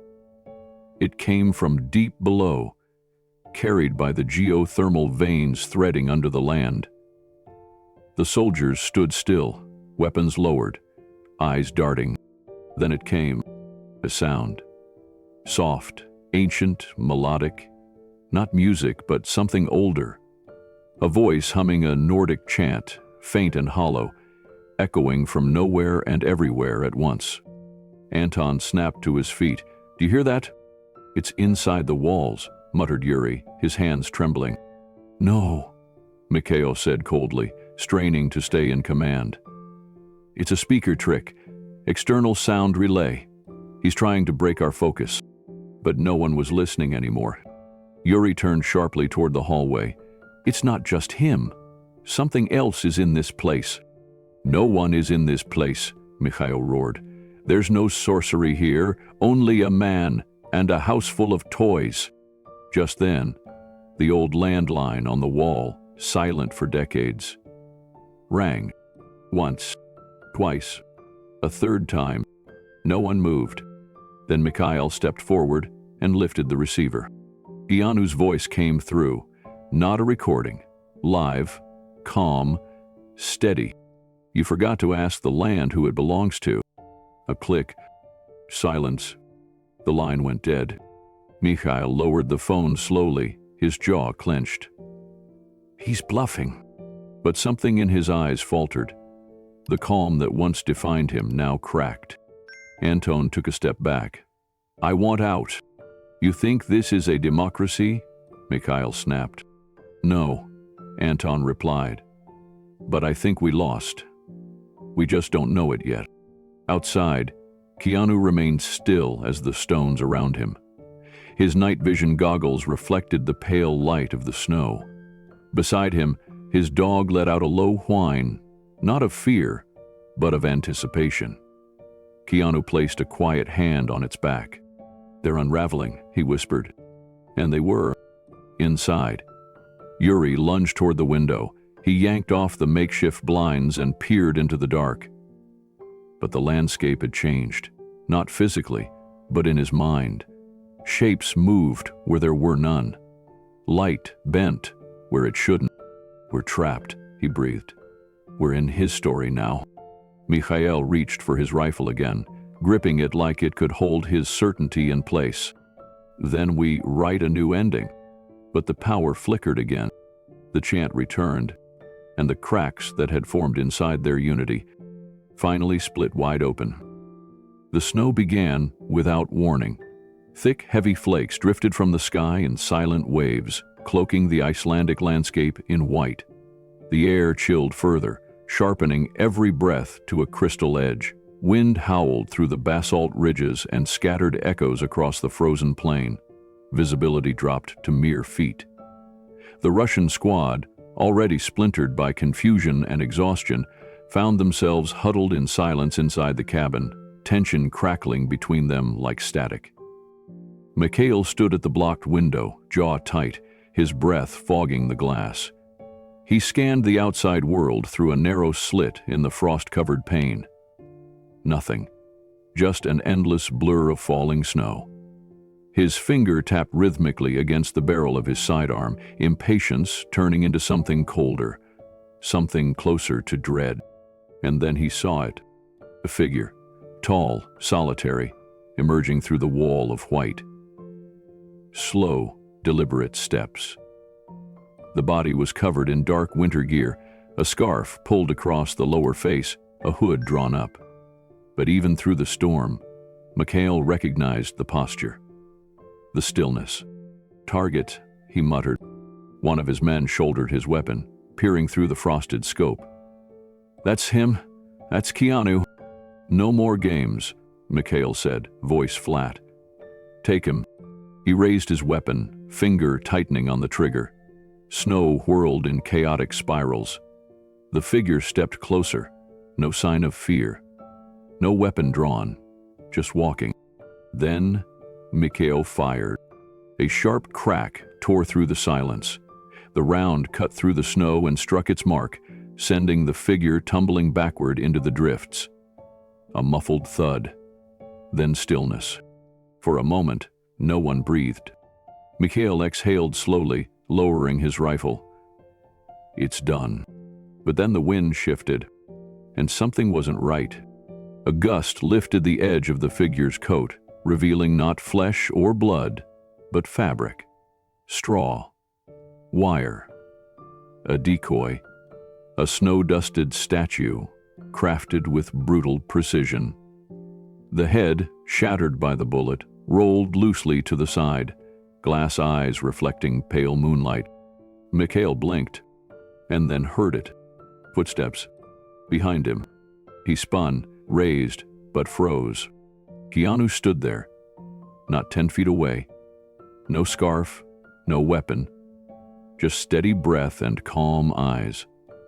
His face was lit, softly, by the snowfall, his breath fogging the air between them. He didn't speak, didn't move. He simply watched. Mikhail's fingers twitched on the grip, and then a second voice came from the shadows, firm and clear. "That's enough." Another figure stepped into view, her silhouette marked by the sharp outline of a sidearm and a federal badge clipped to her vest. Agent Rivera? Eyes sharp, expression unreadable. "We've been watching since the first breach," she said, "and it's over." Rivera stepped forward slowly, her boots crunching softly against the snow.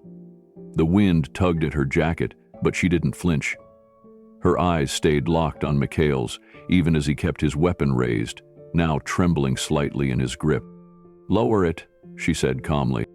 Mikhail hesitated. His finger hovered on the trigger. But something in her voice, a quiet finality, a steel honed not by force but by conviction, cut through the haze of panic clouding his mind. Behind him, Keanu hadn't moved, still silent, still watching. "We intercepted the false NATO ping 2 hours ago," Rivera continued, "and tracked your thermal signatures all the way from the black drop zone. You're not ghosts, you're footprints in snow. Your men are either scattered, captured, or buried by their own confusion." Mikhail's jaw twitched. "You're not here for justice, you're here to clean up a mistake," she added. "Only the mistake wasn't his." Her voice turned sharper. "You came for a ghost, and you woke the land instead." Keanu finally spoke. One soft sentence. "I didn't want this." The words hung there, simple, stripped of anger, but they landed like stone. Mikhail's hand lowered slightly. His eyes flicked between the two of them, one a symbol of relentless clarity, the other a quiet sentinel who had dismantled his mission without firing a single shot. "Your orders end here," Rivera said. "You can either walk out or be carried." From somewhere in the storm, the sound of a drone hummed faintly overhead. Then another. Silent circles, watching. The perimeter had closed. Stillness again. Then Mikhail let his arm fall to his side, the weapon dangling loosely. His shoulders sagged, not in surrender, but in the weight of something deeper. Understanding. Defeat. Perhaps even regret. Rivera nodded once. "Step back." He obeyed, boots crunching slowly as he moved toward the edge of the clearing. Keanu looked toward the chapel ruins just beyond the snow ridge, the place where he'd once written poems about solitude. Now it stood half-buried, wrapped in frost. Still present, still sacred. Rivera turned to him, voice quieter now. "We'll clean it up, no names, no files, just silence." Keanu nodded. Let the silence stay. Behind them, the snowfall thickened again, coating the landscape in pale serenity. The wind eased. The land, disturbed by the intruders, seemed to breathe again. Rivera raised her radio. "Secure the package, bring the others in." And in the distance, shapes emerged through the mist. Agents in gray, careful and calm. No sirens, no guns drawn. Just resolution, walking through snow. Keanu turned once more toward the fading statue, now half covered in white. Then, without a word, he stepped away. The agents moved in with a quiet urgency, their footsteps careful not to disturb the delicate balance that Keanu had protected all night. They moved past shattered gear, collapsed men, and the eerie remnants of psychological warfare. Mirrors, sound traps, and patterns etched in snow, now blurred by wind. One agent approached Mikhail, gently removing the weapon from his gloved hand. He didn't resist. His face was pale, not from the cold, but from the realization that the entire mission had been an illusion. One designed to unmake him without force. Keanu watched him for a long moment, not with triumph, not even with pity, just a quiet kind of sorrow. Mikhail looked back once, searching his eyes for something. An explanation, maybe? But Keanu offered none. He didn't need to. The land had already spoken. Nearby, Rivera stood under a frozen archway, speaking into a secure channel as more units fanned across the landscape. 2 recovered from the geothermal drop zone. Another 3 picked up near the southern ridge. We'll have full containment by sunrise. The snowfall was starting to slow, flakes drifting more gently now. The storm had passed. Keanu turned his gaze to the horizon where the glacier met the sky. A band of soft amber light was beginning to stretch across the peaks. Iceland's sun was rising slowly, cautiously, almost as if waiting to be sure the danger had truly passed. Behind him, his dog trotted up from the trail, fur dusted with snow. Keanu knelt and stroked its side gently. The dog licked his hand, eyes alert but calm. They had done their part. They had kept the silence unbroken. Rivera walked over and stood beside him.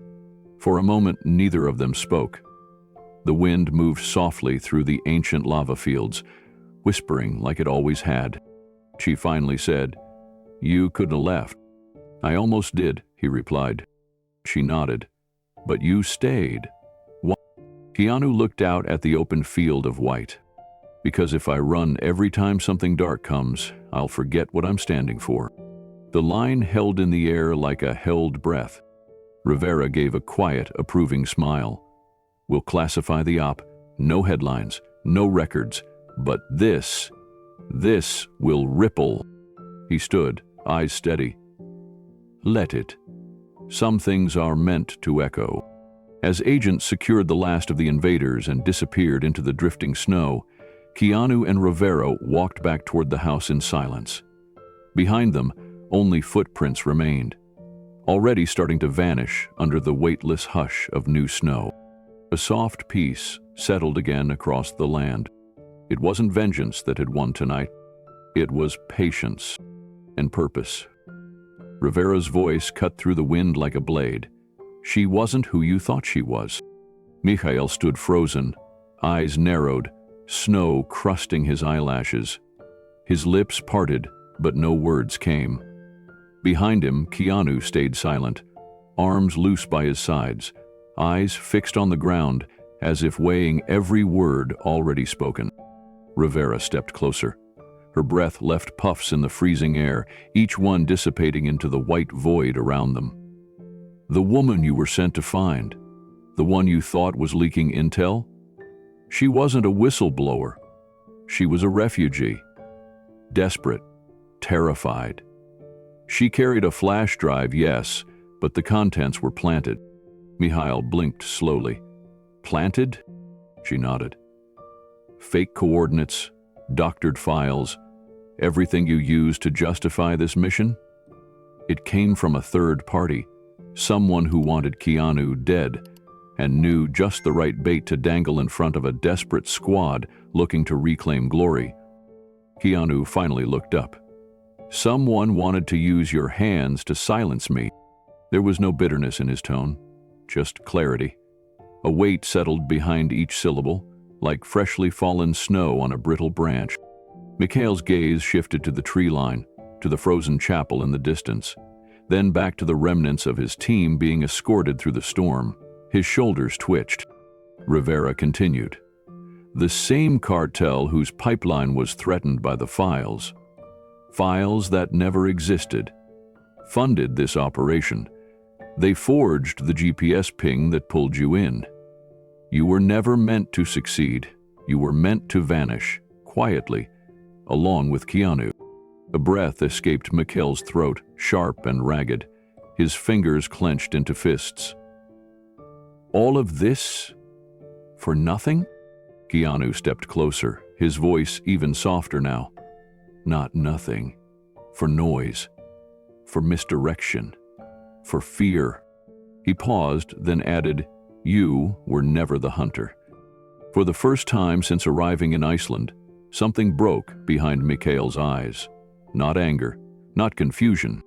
Grief. He looked down at the snow, the red stains near the pressure pads. the shattered mirror by the cabin's rear entrance, the statue in the field that had once stood like a challenge and now lay broken beneath snowfall. He had been a weapon in someone else's war. He had never questioned the target. Rivera's voice came again, gentler now. You were lied to, like so many before you. Mikhail staggered back one step, as if the truth itself had struck him. His knees bent slightly, not in surrender, but in fatigue, in disbelief. He swayed under the weight of something far heavier than snow. And then Keanu said it, just loud enough to reach him through the wind. Even pawns can choose where to fall. Mikhail looked up. Rivera didn't move. Her agent stood ready. He closed his eyes and chose. Mikhail lowered himself slowly, knees pressing into the snow as if seeking grounding. The wind tugged at his coat, but he didn't react. His eyes remained open, staring down at the powder-covered earth beneath him, like it held answers he'd been too proud to ask for. Rivera motioned to her agents. They stayed back. She understood what this was. A reckoning, not an arrest. Keanu remained quiet. The storm had softened, but something heavier still lingered in the air. Mikhail hadn't surrendered to force. He had surrendered to understanding. That kind of collapse didn't need handcuffs. It needed time. Rivera crouched near him, not too close. Who gave the order? Mikhail's voice cracked. Not in name, just through channels, offshore drops, untraceable payments.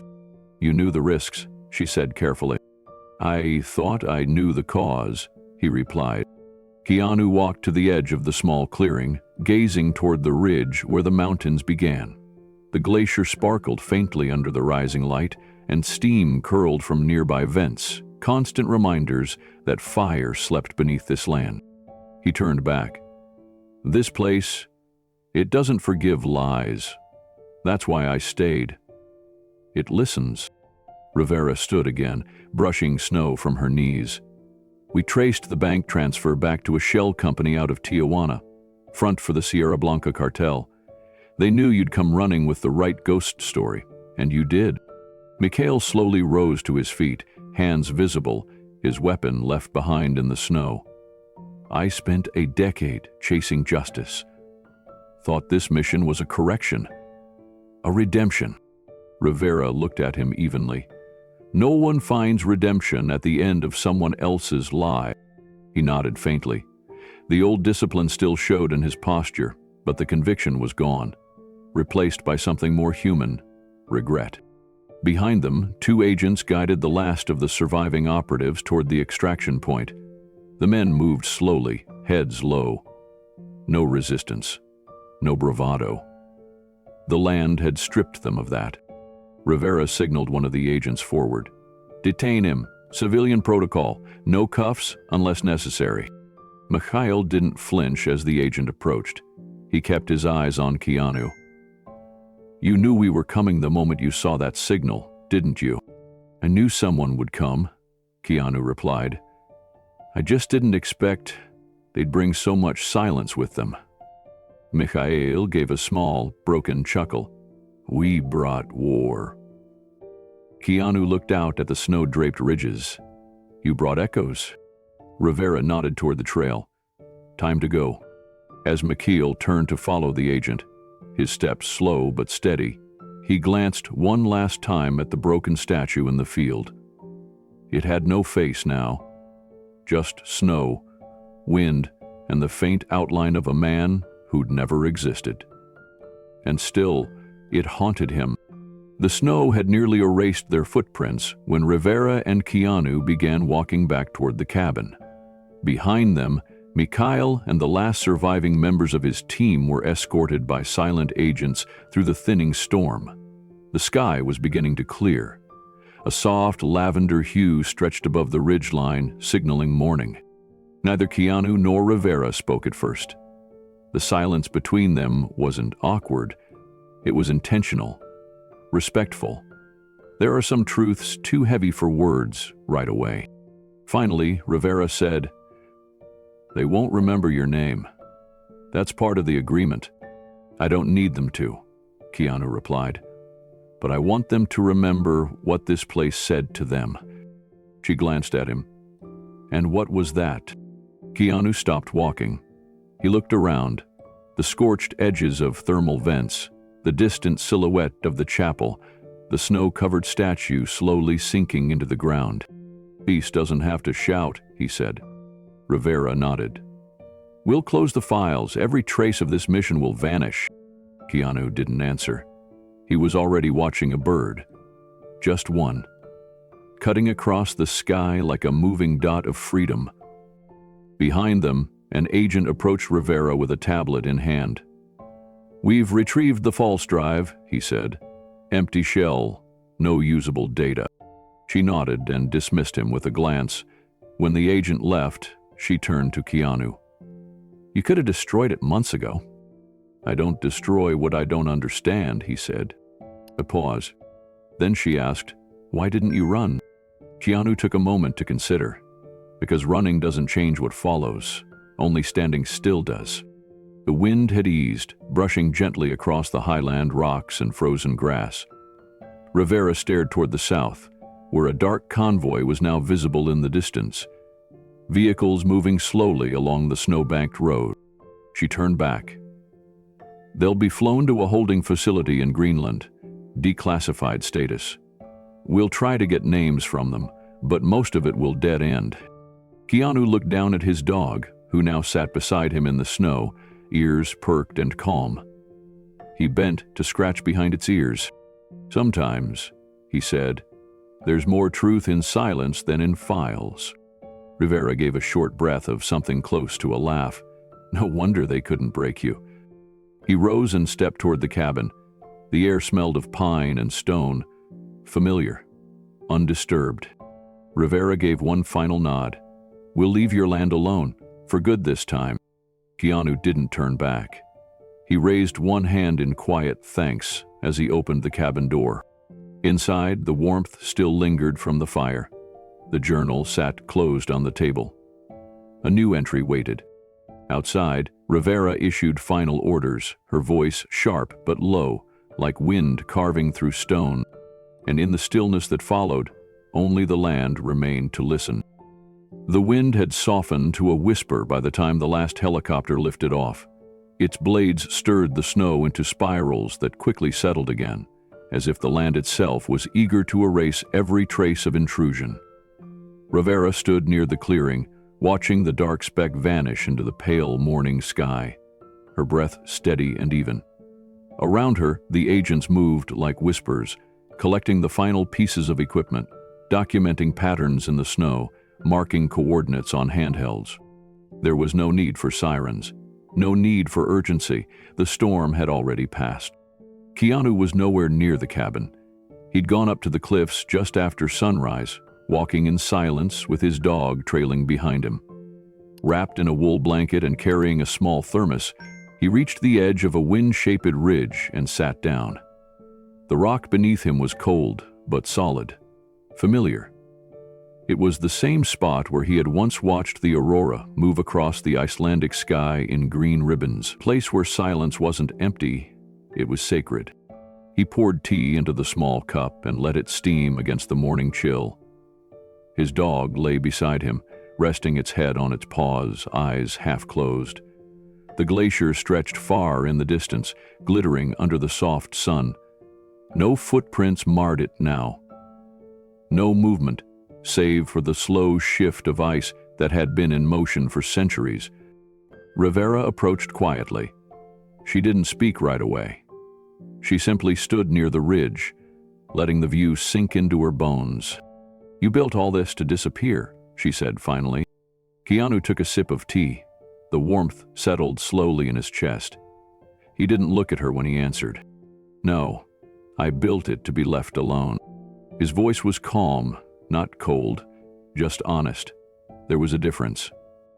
Rivera nodded once, her gloved hands tucked into her coat pockets. You knew the risks of keeping that drive.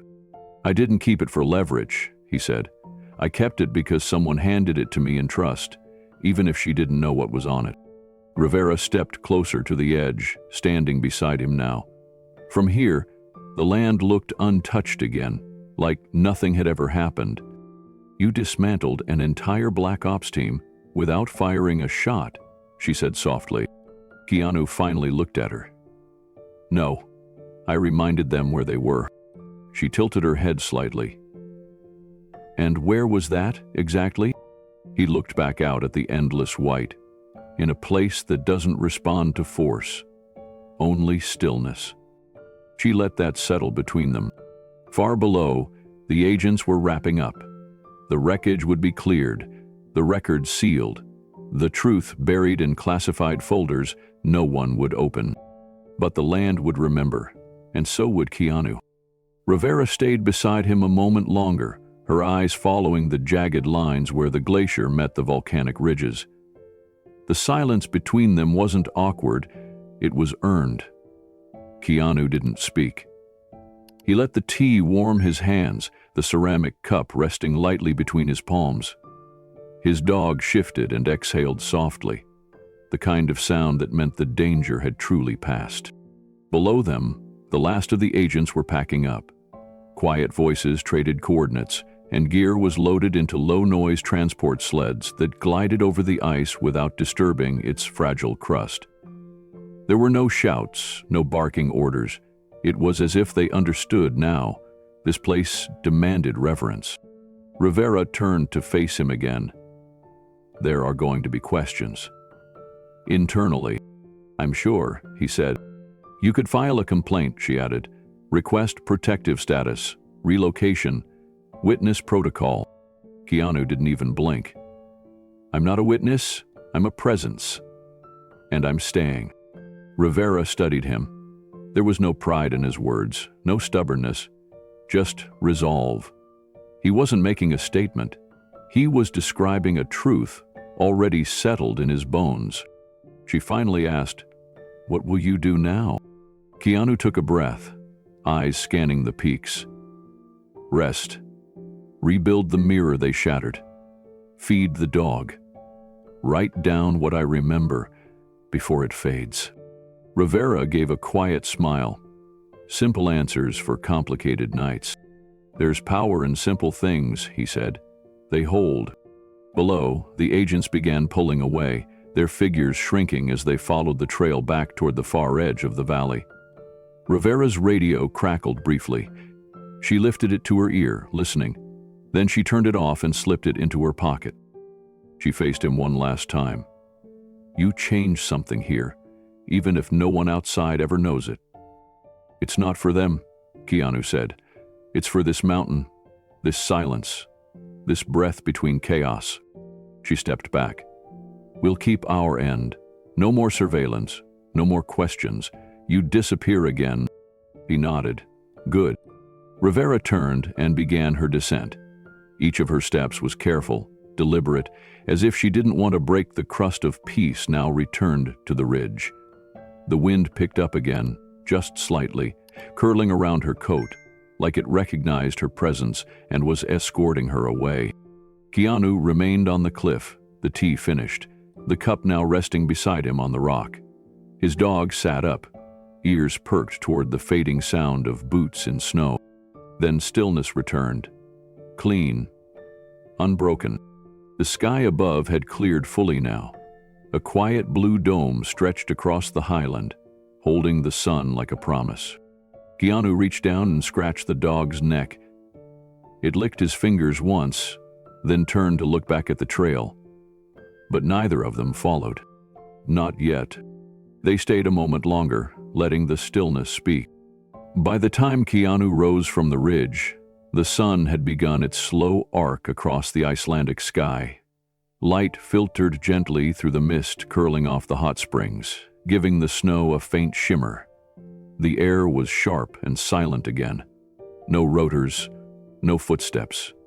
Just wind, steam, and the quiet rhythm of his own breathing.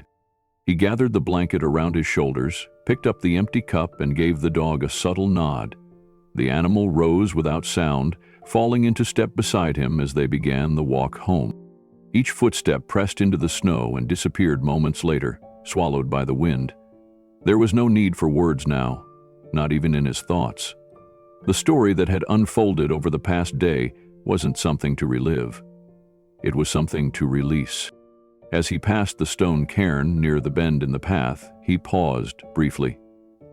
The small tower of balanced rocks had been there since his first winter on this land, a marker, a reminder that balance, once made, could hold even through storms. He adjusted one stone at the top, shifting it slightly to realign the tower. Then he kept walking. The cabin came into view slowly, rising from the landscape like it belonged there, not built, but revealed. Steam rose gently from its chimneys. The wood glistened faintly with frost. Its windows reflected only sky. Inside it was quiet. The fire had gone out, but the warmth lingered. The traps had all been disarmed. The mirrors returned to still surfaces. The Norse chants had faded from the pressure sensors. What remained was a home. Keanu stepped inside, hung his coat, and removed the boots caked with snow. The dog curled near the hearth as he lit a new fire. The journal sat waiting on the table. Not open, not expectant. Just there. He walked past it, for now. Instead, he filled the kettle, placed it over the flame, and leaned against the stone wall. Outside the window, the glacier glowed faintly beneath the rising sun. He whispered one word to himself, not out of pain, not out of triumph, just presence. Then he turned, picked up the journal, and sat at the table. The pen moved slowly, carefully. The lines he wrote weren't poetic. They didn't try to make sense of what had happened. They simply recorded it.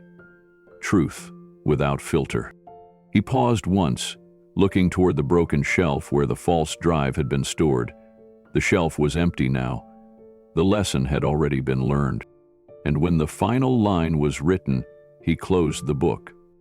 He stood, poured tea into a fresh cup, and returned to the window. From this vantage, the land looked peaceful again. The dog stirred, then rested its head once more. And Keanu simply watched as the mountain returned to silence. The fire crackled softly in the hearth, throwing shadows across the wooden walls. The cabin had grown still again, as if nothing outside had ever disturbed its rhythm. Keanu moved quietly, his steps familiar against the stone floor. He poured another cup of tea, though it had long since gone cold. The ritual mattered more than the warmth. He sat at the table where the journal waited, its cover weathered, its pages filled with years of thoughts no one else had read. He placed his hand on it for a moment before opening it to a fresh page. His pen moved with deliberate care. He did not dramatize. He did not embellish.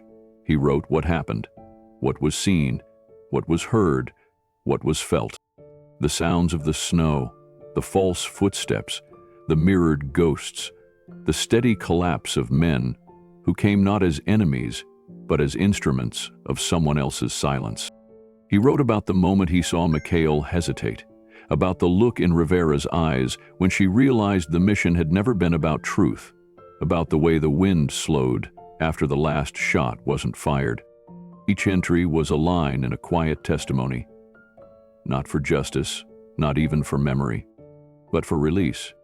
His handwriting stayed steady through it all, even when he paused to sip the cold tea, even when the dog stirred by the hearth and let out a breath that sounded like a sigh. Outside, the sky continued its slow drift toward dusk, amber light wrapping around the mountains like a final exhale. When he finished the last line, he didn't close the journal right away. Instead, he reached for a small carved wooden box tucked beneath the table's edge. He opened it slowly and removed the artifact that had started everything. The flash drive, smooth, black, unremarkable. It still bore the scuffed edge from when the woman had dropped it months ago. To anyone else, it would have looked meaningless, and that was the point. It had never been about the data. It had been a story planted like a seed, just believable enough to grow suspicion in the right minds. Keanu turned it over in his hand once, then placed it gently beside the journal. He retrieved a slip of thick cream-colored paper and wrote 5 words with the same pen. What happens when peace is hunted? He folded the paper, slid it beneath the flash drive, and stood. The light from the fire cast a soft glow over the table. He looked at the 2 objects, one telling the truth, the other born from a lie, and said nothing. The contrast didn't need to be explained, and needed to be witnessed. Keanu left the journal and the drive on the table. He crossed the room and turned off the light switch near the window. The bulbs dimmed with a soft click, and the fire became the only source of illumination. Shadows stretched across the walls like long fingers reaching into memory. He walked back to the hearth, knelt beside the fire, and placed a single new log into the flames. It caught quickly, crackling with quiet energy.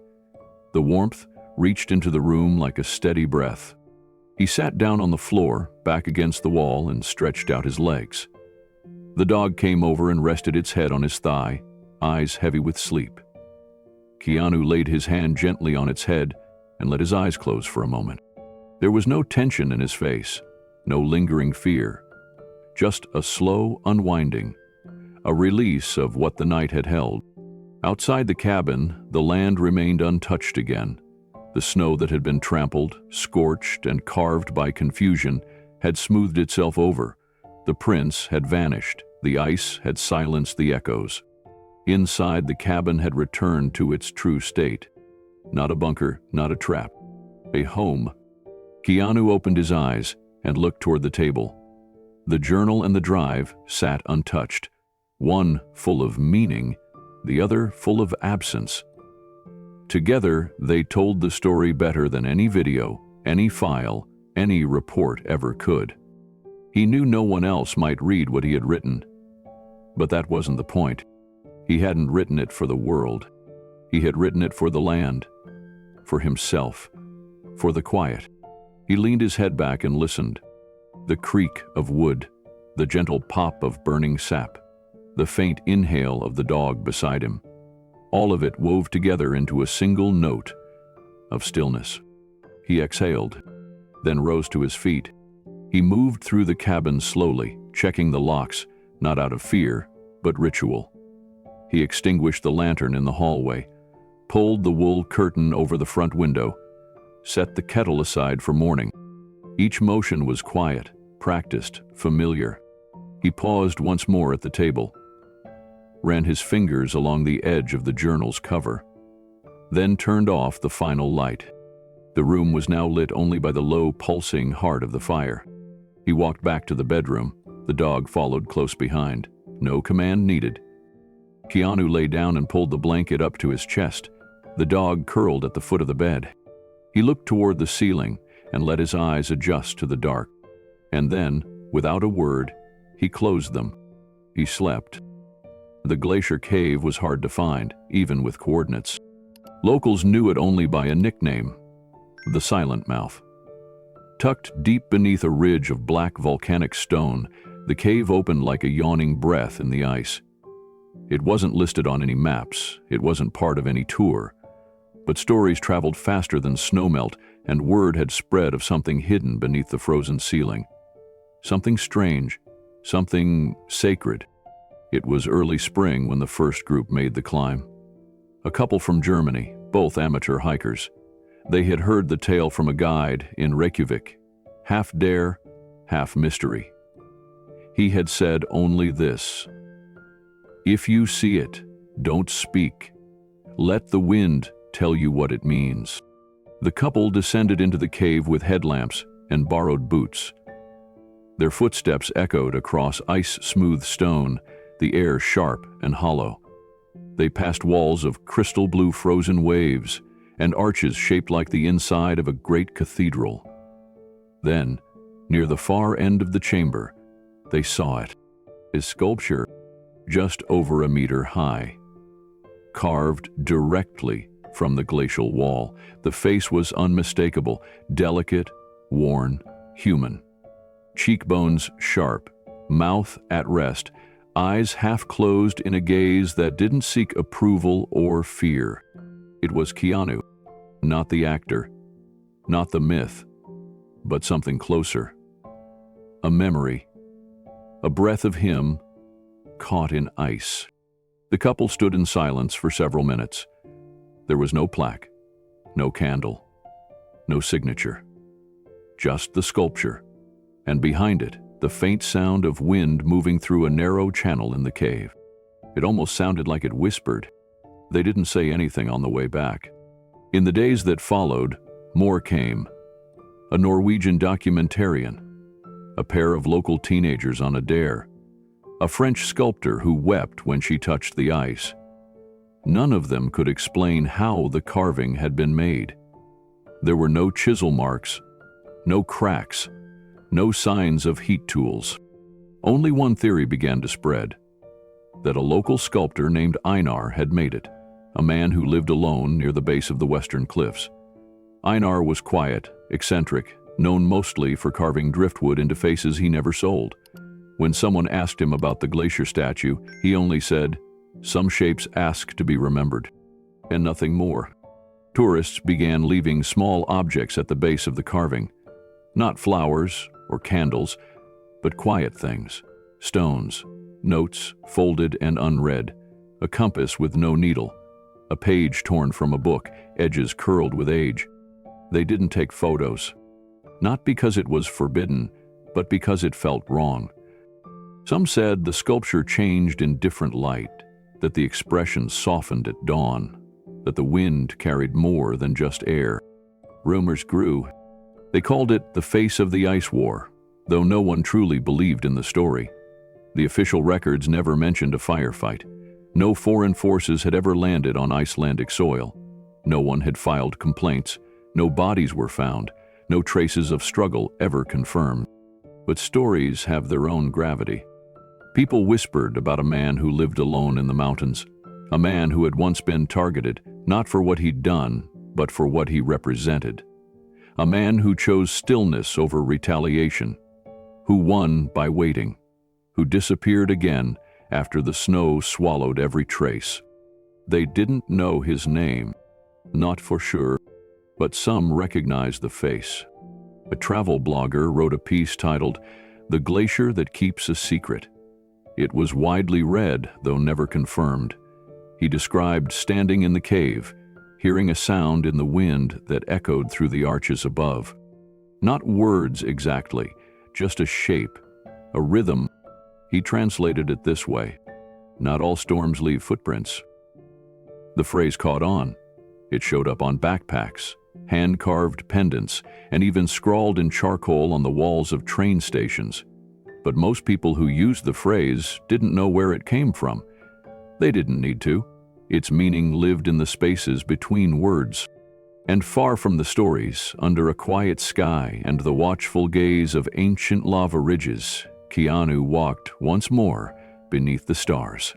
He had returned to his cabin after the final recording, spent the following days tending to the land, fixing the broken mirror, clearing the gear, rebuilding the cairn at the bend in the path. He didn't talk about what happened. Not to Rivera, not to the agents, not to the wind. He didn't need to, because something else had carried the message. On clear nights, he would hike the ridge with the dog at his side, lantern swinging from his hand. He watched the sky shift from blue to ink, stars burning cold above him. He didn't count them. He simply let them be. Sometimes he would stop near the edge and close his eyes, and in the quiet, he would hear it. The land breathing, "Not all storms leave footprints." He smiled at that, not because it was clever, but because it was true.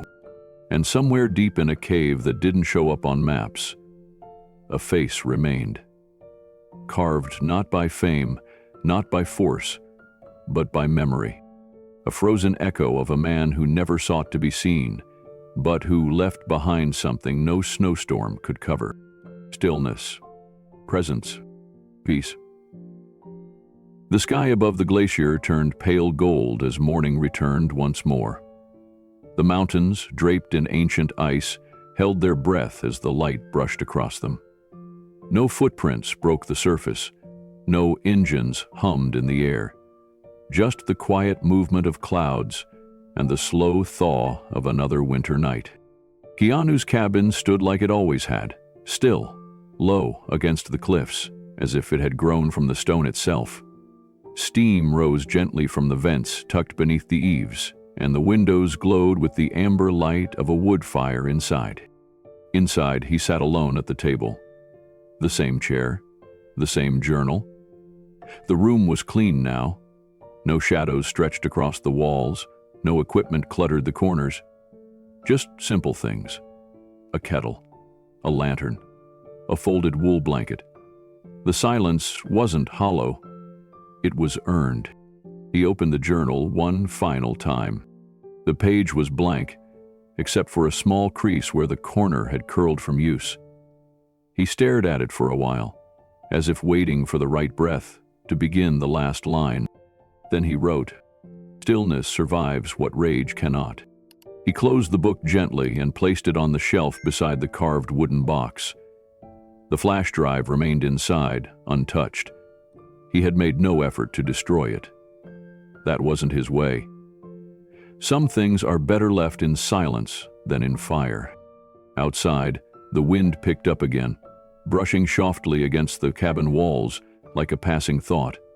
The dog stirred from its nap and padded to the door, tail flicking once before curling up again near the hearth. Across the world, Agent Rivera filed her final report. It was short, most of it redacted by default. She cited an unauthorized operation. No casualties. No need for headlines.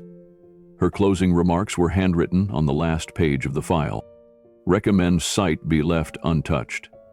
Psychological significance exceeds tactical value. There are some places we don't need to return to, not because we fear them, but because they've already taught us what they came to say. She didn't mention Keanu's name, but she remembered the silence he kept. Back in the cabin, Keanu poured one last cup of tea. He stepped outside and stood at the edge of the ridge. From this height, the valley below looked like something pulled from memory. Blue ice, distant clouds, a river of light cutting between the peaks. He lifted the cup and took a slow sip, and then he smiled. Barely, just enough. The land had survived, and so had he. They came with war in their hands, but they left with ghosts in their heads. The message didn't need a monument. It didn't need a broadcast. It lived in the wind, in the caves, in the way people whispered when they told the story, in the hush that followed when they paused to listen. No one knew exactly what had happened in that mountain retreat. Some called it fiction, some called it myth, but every version came with the same ending. He stayed. Keanu didn't vanish into the world. He didn't call a press conference. He didn't publish his journal. He simply returned to the rhythm of the land. Some days were spent stacking firewood, others hiking the ridge. Once, he repaired the stone bench outside the old chapel and sat there until the stars came out. People passed through Iceland and never found him, and those who did never spoke of it. There was nothing to tell, only something to feel. He had made his stand without raising a weapon, and in doing so he reminded the world of something easy to forget. You don't have to shout to be powerful. His silence wasn't retreat. It was resolve. Now the wind moves a little differently around that part of the glacier. Guides will pause mid-tour and glance over their shoulder, unsure of why they suddenly feel watched. Birds land and leave again quickly, as if reluctant to disturb the ground. And sometimes, just sometimes, a visitor will stop at the entrance of a cave they don't remember being on the map.